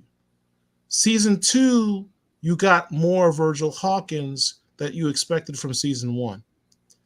But this particular issue defined him as a superhero.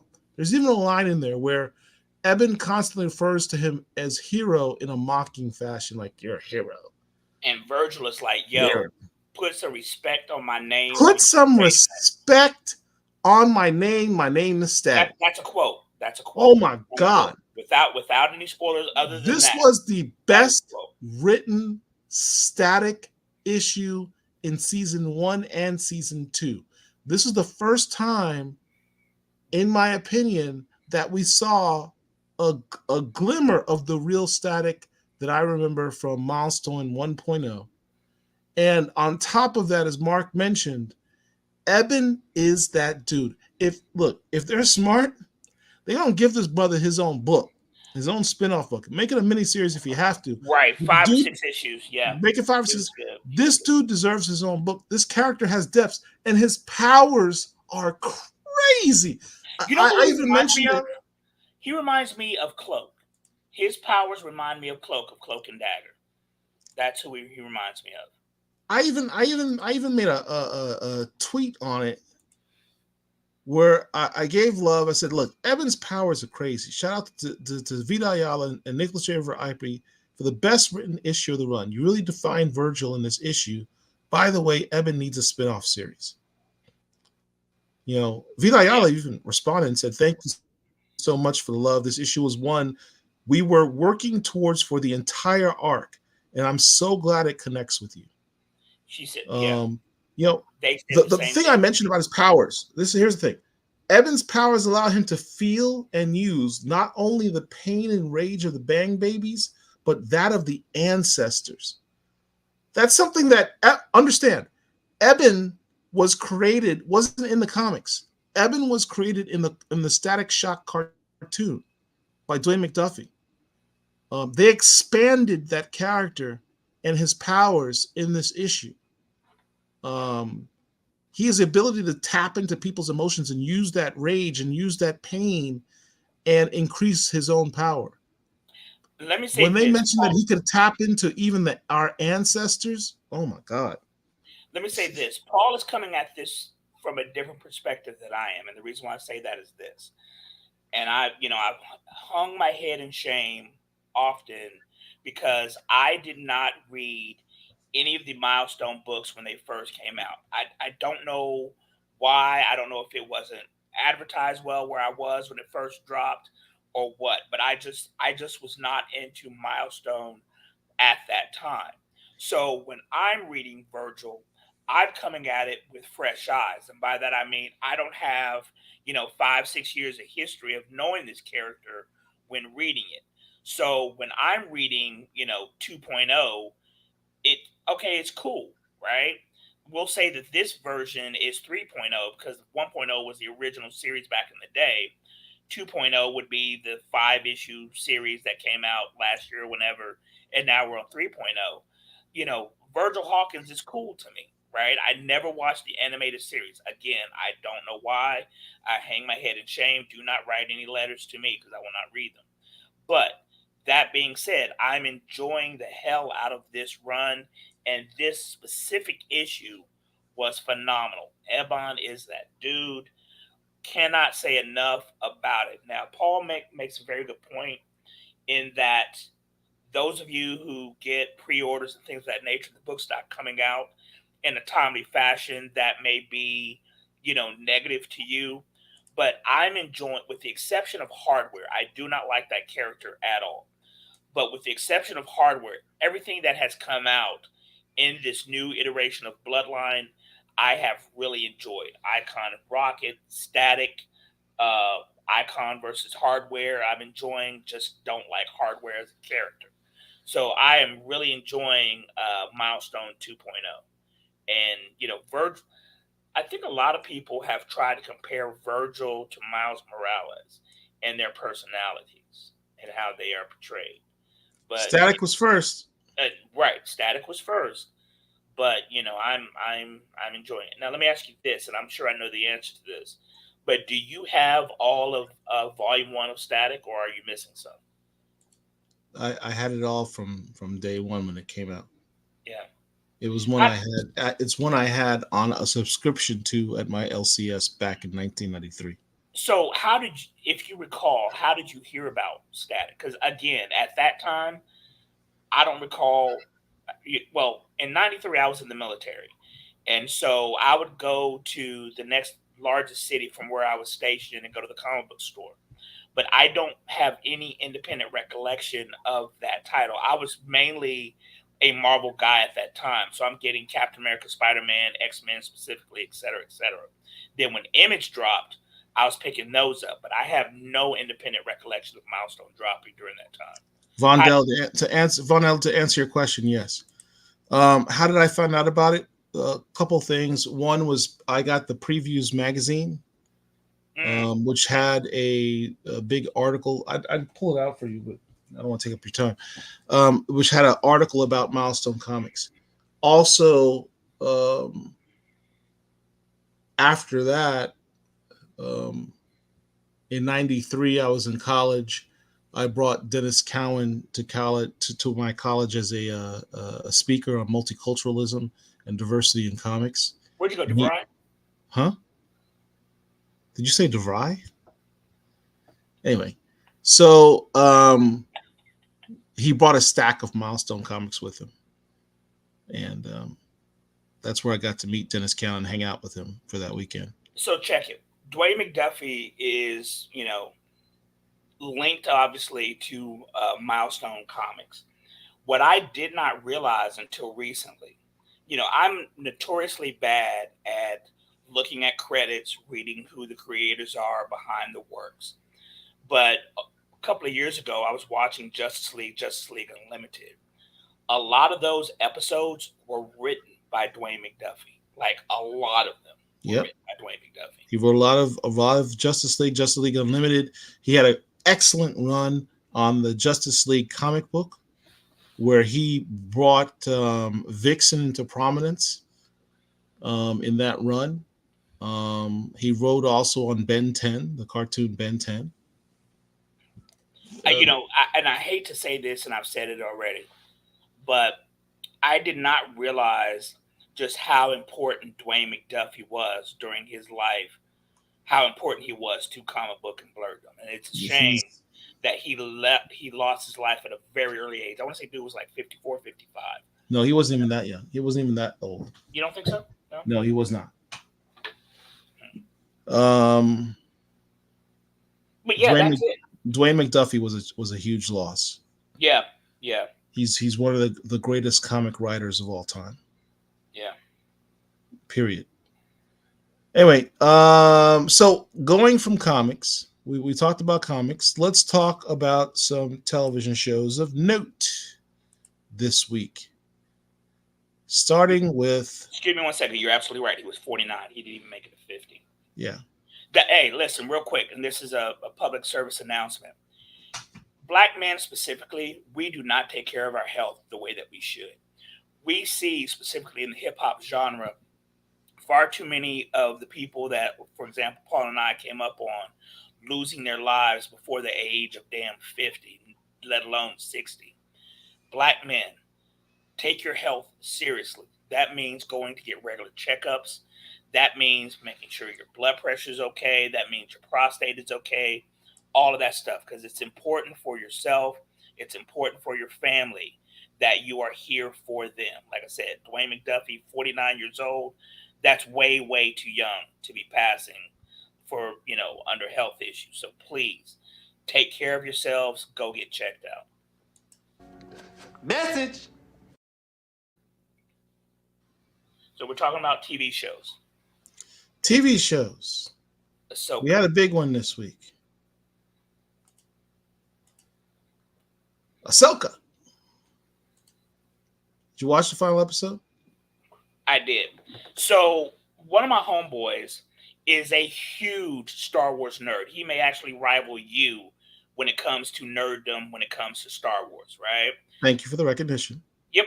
So when Star Trek Rebels came out first, I did not watch it. I went back and watched it, and it was cool, and I enjoyed it. But I was not immersed in the characters the way that he was. When it came to Star Wars Clone Wars, I missed like the first two seasons and picked it up at like season three, then went back. He was there from day one. He really, really loves it. I love it. Ahsoka is probably one of the best characters in Star Wars, thanks to Dave Filoni. I like Rosario Dawson. I actually met her in person because she wrote a comic book. She was at a comic book convention. Very nice lady, very beautiful lady.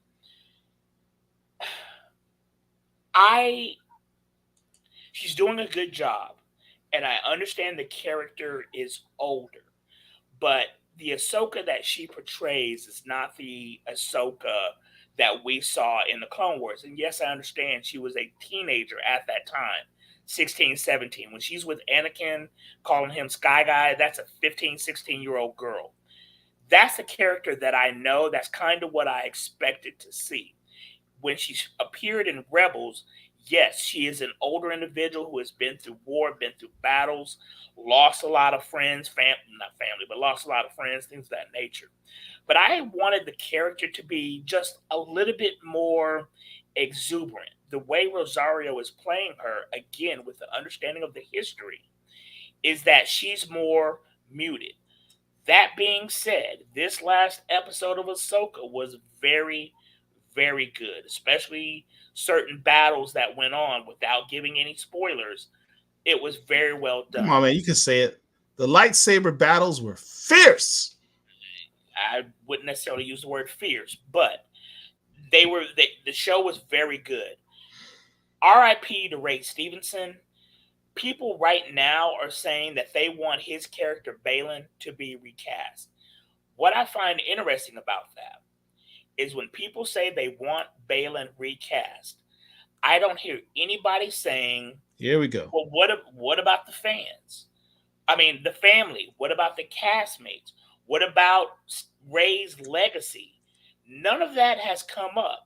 But it's interesting when people talk about recasting T'Challa, all of those objections to having somebody else play that role come up. Not so with Baylan. Given that it's a stupid-ass decision, I've elected to ignore it. What was that from? That was from what? Avengers 1? Is that what that was from? Yeah. Yes. But Ray Stevens Baylan is one of the more interesting characters in the Star Wars universe. Hopefully they do recast him. I have thoughts on who they should cast. So you're telling me there's a chance? Yeah! So you're just having fun pushing buttons over there. But I know what you're talking about.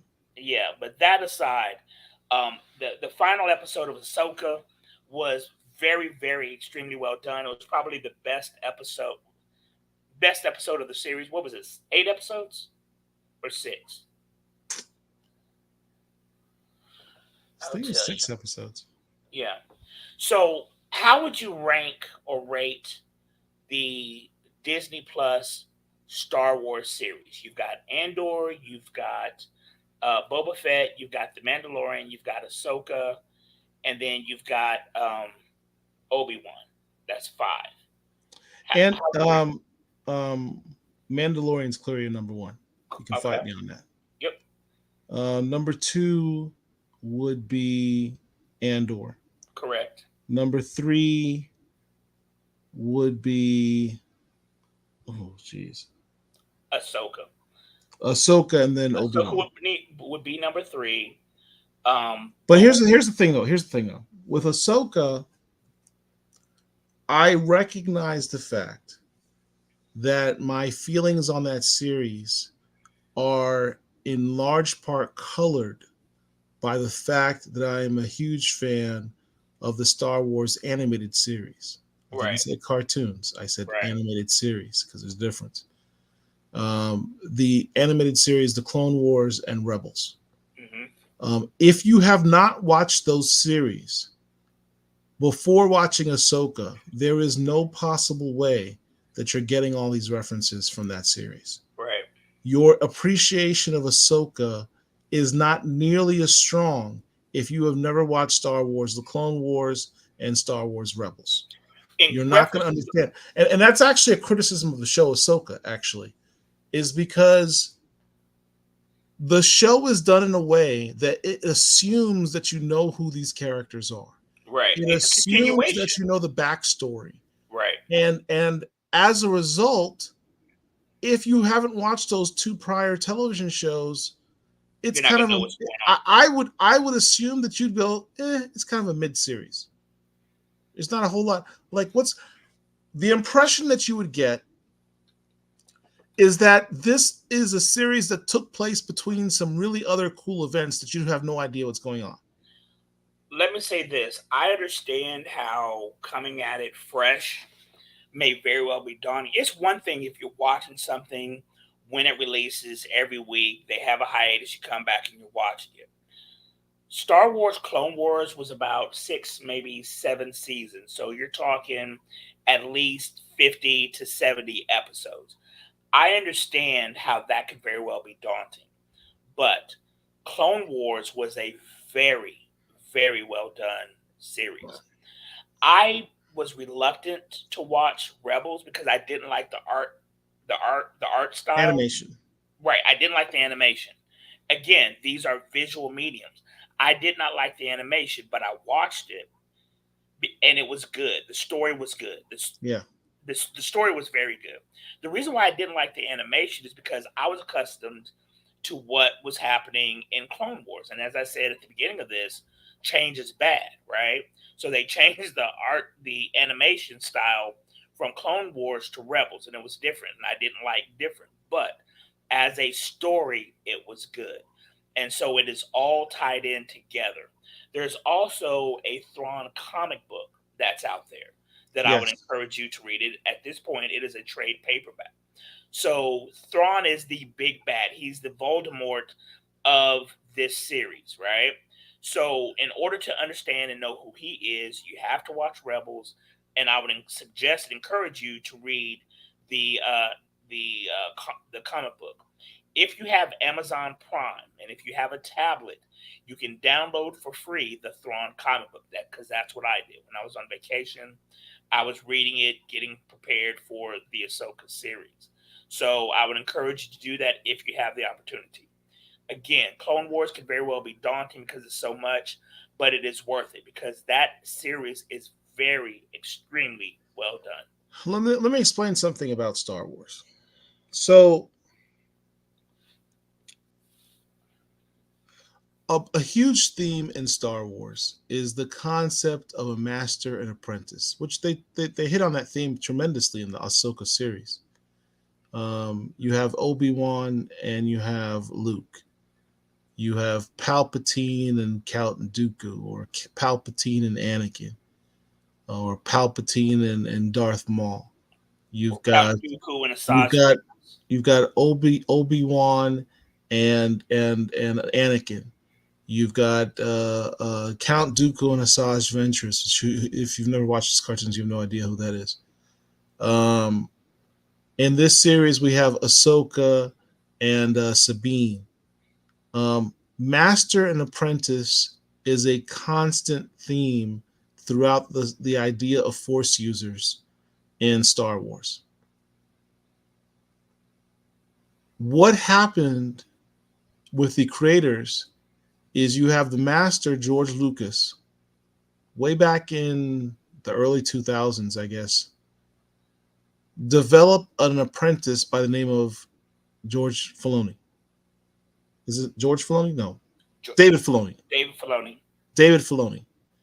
He goes to David Filoni, whose only claim to fame at the time was the fact that he was one of the co-creators of the Avatar Last Airbender television series. Huge television series, great television series. Love that show. He was a co-creator. Nothing involving Star Wars, though. He taps Dave Filoni to help him create an animated television series called Star Wars: The Clone Wars. But more so, he does this one thing. He goes, the only canon in Star Wars to date are the movies. Now, understand, if you're the original Star Wars movies, the original 3 movies, episodes 4 through 6, were the only canon movies, and then George Lucas made episodes 1, 2, 3, the prequels, as the other canon movies. But between those 2 events, in that 20-year span between Return of the Jedi and what was the first? Phantom Menace. The only thing hardcore Star Wars fans had to feed their hunger, so to speak, were cartoons, comic books, some not even television. cartoons. It was novels. There were several novelizations of Star Wars. I'm getting to that. Cartoons, comic books. Marvel had comic books. Dark Horse had comic books that were all good, and the novels. One of the novels that Ahsoka touches on was a great series by the great Timothy Zahn, probably one of the finest Star Wars writers back in the day, who wrote a series called Heir to the Empire, which has to do with Thrawn and cloning, which I'm not going to get into. But the fact remains, these other forms of media for Star Wars is known as the expanded universe. Not canon, but cool. It's sort of what happens between the films, right? But with Dave Filoni's project, George Lucas says, this cartoon series, this animated series you're going to do, I'm going to consider it canon. So what it is official Star Wars canon. So he does the Clone Wars movie, then he does the Clone Wars television show, he does Rebels, he does Star Wars Resistance. All of these animated television shows are canon. They make and this is before the deal with Disney. Dave Filoni develops all these characters and expands the Star Wars universe. He becomes the apprentice to George Lucas, right? When Disney takes over Star Wars, Disney takes it a step further and says, you know what? We're going to reemphasize the fact that all of these things are canon. We're now going to expand that by making novels based on what Dave Filoni has done and make that canon. And we're going to expand that further and do this new thing called the High Republic. These new novels and comic books that we're going to do through Marvel, which we now bought, right? And that's also going to be canon.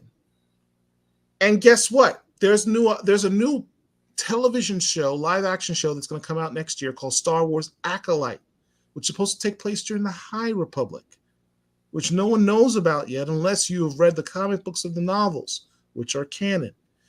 Dave Filoni, with his Mandalorian television show, revitalized the Star Wars franchise. People that were like fed up with the movies, said the movie sucks, these last few movies sucked, got into Star Wars again because of the Mandalorian. A Dave Filoni creation with the help of Jon Favreau. They did it together.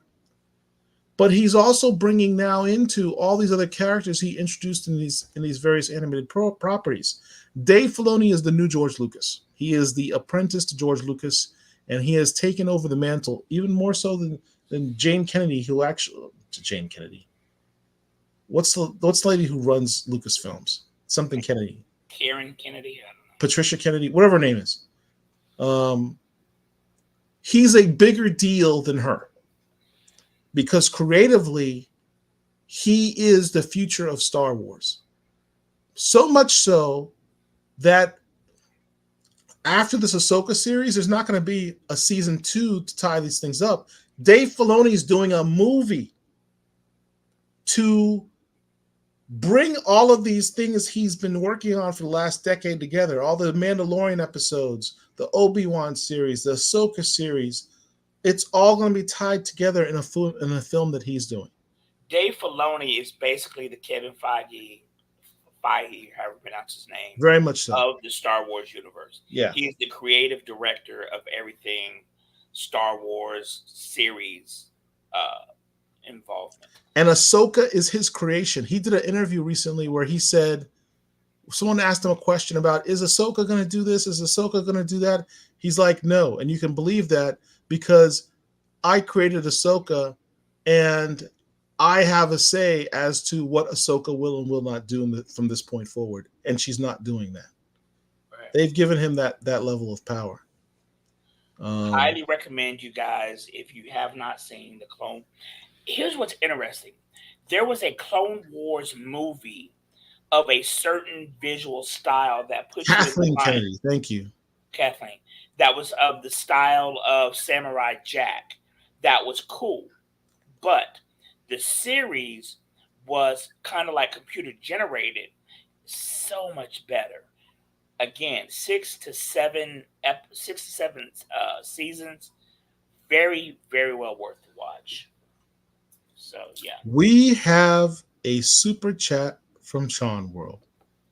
Tori, we appreciate you. Donation. It's a donation. I thought it was the trash. Don't be hitting on me.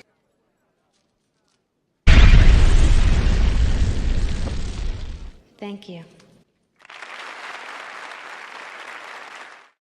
When we get done, I want to talk about something else, and it's Arsenio Hall, so remind me. But go ahead. Just want to give a shout out to Tron World. Appreciate you, bro. Thank you for the very, very generous and kind donation.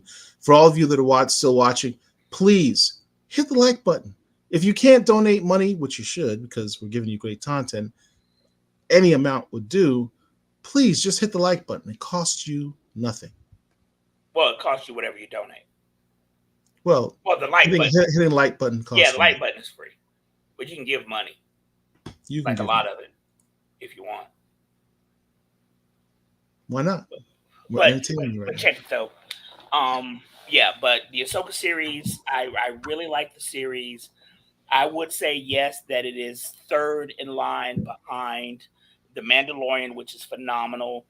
A lot of people didn't necessarily like Andor, but I am an espionage. Andor was dope. I'm an espionage guy, a political science major in college. So that whole, spy stuff and government stuff, I don't need to see a lot of lightsaber battles. And so I really, really enjoyed the Andor series. Also, if you have not seen it, I would highly encourage you to watch Rogue One. The actor who is the main guy in Andor, whose name escapes me now, was in Rogue One. Rogue One is probably one of the better Star Wars movies. So at this point, we've had 10 Star Wars movies. You had the original trilogy, which was A New Hope, The Empire Strikes Back, and Return of the Jedi. Then you had the prequel series. You had Phantom Menace, Clone Wars, and Revenge of the Sith. And then you had the other following trilogy, which names I cannot remember now because they sucked. Oh, by the way, you had the Solo series about Han Solo, which also sucked for me personally. So that's 11 live action movies. For me, the Rogue One movie falls at number 3 as far as the live action movies. I would say Empire Strikes Back is number 1. A New Hope is number 2. Rogue One is number 3. Return of the Jedi is number 4. And then I guess you can put the prequels trilogy in order. And I don't care about the following trilogy because, quite frankly, I don't remember the names and I don't remember the movies because those following 3 movies, they just sucked. They just were not good. A Force Awakens wasn't terrible. It was not good, Paul. It wasn't terrible. Paul, it was But not. the subsequent two movies, particularly the second one was pure filler. None of That them. was complete garbage. None of them were good. Solo was not good. I disagree with that. I love Solo. Okay, that's fine. It was just not a good movie. Yeah, but Ahsoka is worth the watch, but you have to watch the other stuff in order to understand what's going on. Now, a minute ago, I mentioned when Paul put up the thank you video from Coming to America that had Arsenio Hall in it. I want to talk about him briefly. This is considered the 50-year anniversary of hip hop.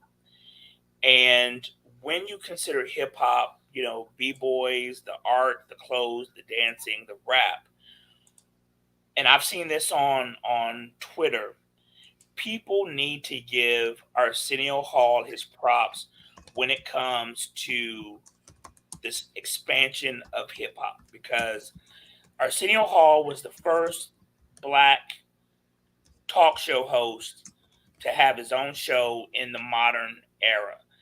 I'm not talking about the Flip Wilson show or In Living Color, that were sketch comedy shows, which all of those were. I'm talking specifically about talk shows where you have a host come out, give a few jokes, then have guests. As far as I know, Arsenio Hall was like the first or one of the first.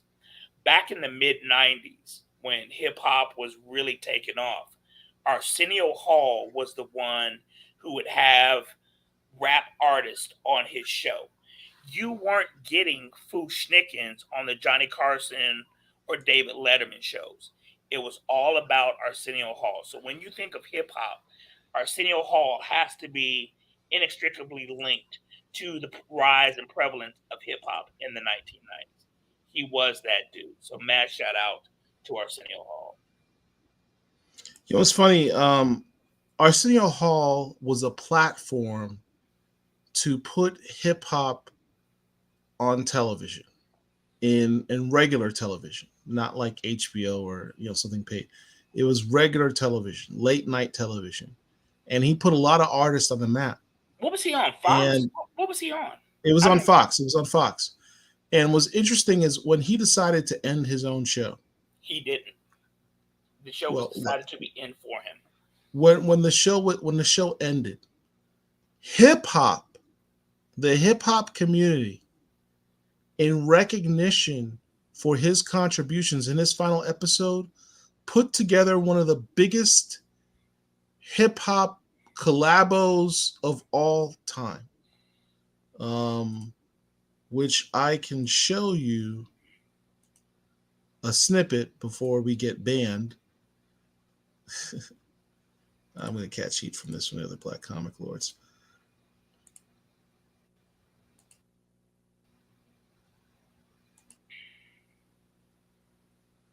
They had everybody who was popular in the 90s. Yo-Yo, MC Light, Naughty by Nature, A Tribe Called Quest.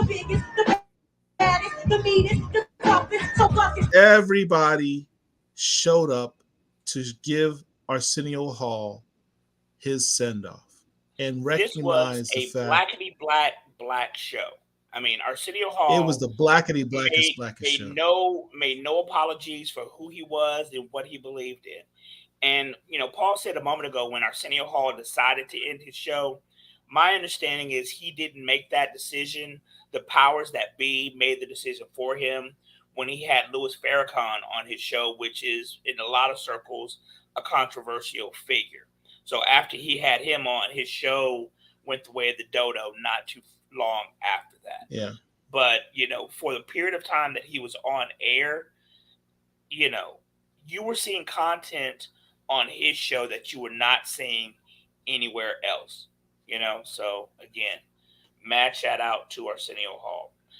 Switching gears real quick, there's a movie that came out called The Exorcist, The Beginning or The Believer. What is it called? I don't know. I don't watch horror movies. Right. Whatever the show is called, it stars Leslie. I want to say Leslie Uggams, but I know that's not right. But I saw that movie today, and it was pretty good. It is starring a black dude and his daughter who may or may not be possessed, and it is entertaining. It is very no. There's one last show I want to talk about before we get off here. We've been on here for 2.5 hours. Excuse me 1 second. It's called The Exorcist Believer. The Exorcist Believer dropped yesterday. It stars Leslie Odom. I said Uggams. Leslie Odom Jr. is the star of that. It is entertaining, and it is a black led series, so you may very well enjoy that. The Continental is set in the John Wick world. Here's what I have to say about the show. First of all, I'm a huge fan of the John Wick films. Huge fan of the John Wick films. I love if they're on television, I will stop what I'm doing. I'll just watch the show. Even though I've seen all of those films multiple times, I love the John Wick universe. And that's what it is. It's not just an action film. It's really a show that a story that takes place in an alternate Earth, and people need to view it like such. In this alternate Earth, kind of like Marc Millar's Wanted comic book series, the villains run the world. There is a sub-world within that world in which the criminal elements have their own society that technically really runs the world. And that's the world of John Wick. Now, that being said, this television series is not the John Wick films. And if you go into this series expecting to see the action that you see in John Wick, you're going to be severely disappointed. Because the very stylized action that you have in John Wick films is not in this television series. But what is in this television series, which is a prequel to the John Wick films, this series takes place mostly in the 1970s.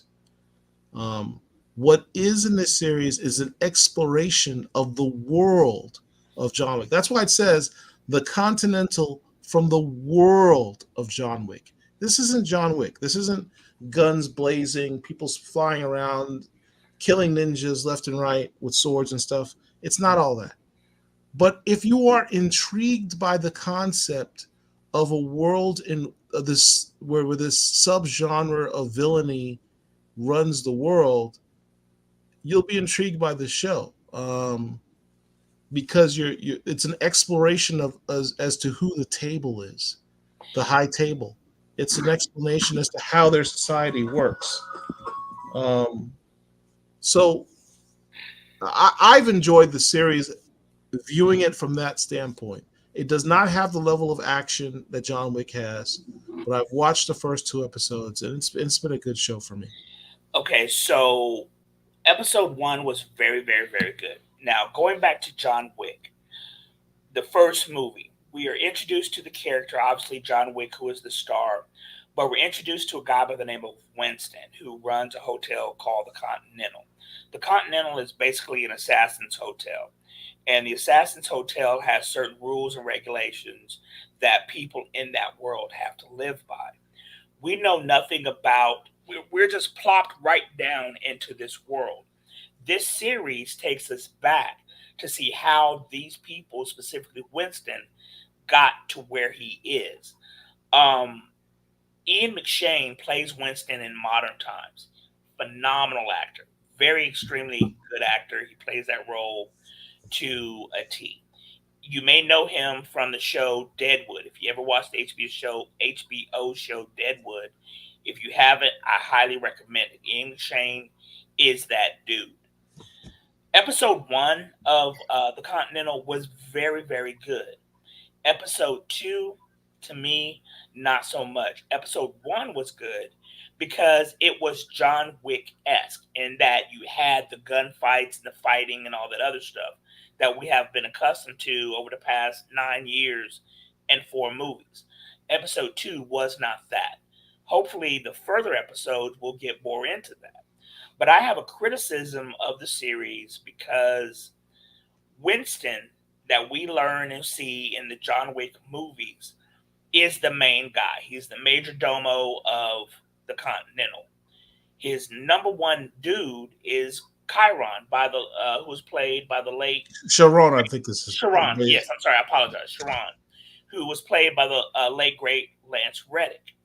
The issue that I have, this is going to be a spoiler, but the issue that I have is that Chiron was there at the Continental when Winston was not.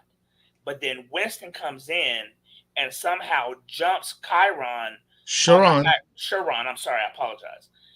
Winston jumped Sharon on the hierarchy of being in charge of the Continental.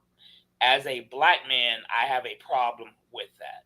So that's one of the other criticisms. Well, that's because you haven't watched episode 2 to understand. I have watched episode 2. Oh, I didn't know you watched episode 2. I've watched everything that's been released. Again, Chiron, however you pronounce his name, he was there working for the hotel. Winston was not. Winston was an outsider, comes in, and as we see in the John Wick movies, takes over and leaps to number one. He leapfrogs the black dude.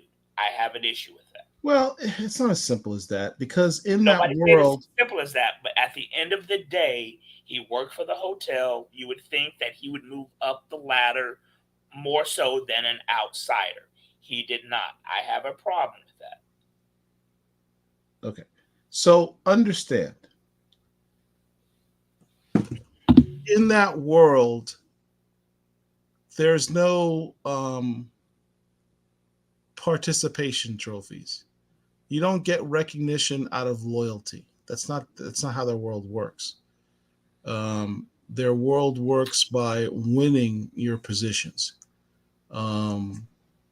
Sharon, although he'd been there a long time, he'd been groomed by the predecessor to Winston at the Continental. The person who gets to run the Continental is the person who wins running the Continental, and plot-wise, that's a point. There's an explanation for it, is what I'm saying. And that's cool and all, but I don't like that plot device, how it's done. So that's me.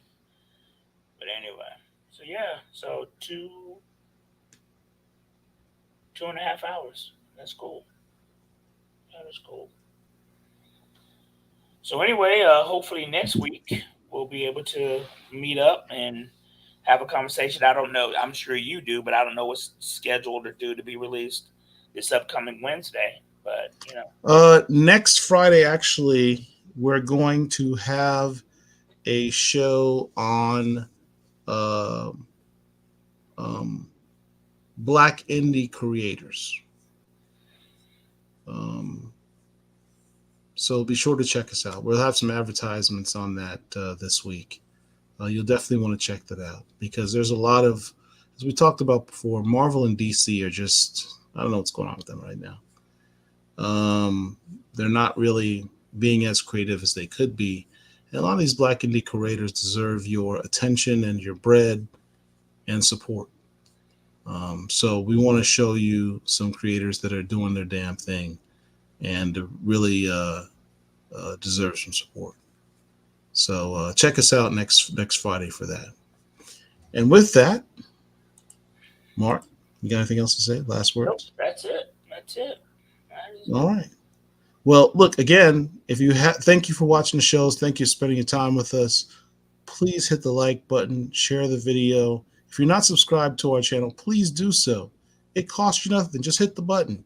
Hit the little bell for notifications. Hit the subscribe button. And if you want to go ahead and leave us some money in the super chat, we won't say no to that either. It helps to keep the lights on in the building. So with that, we're out. Peace. Mark, always a pleasure, bro. Always.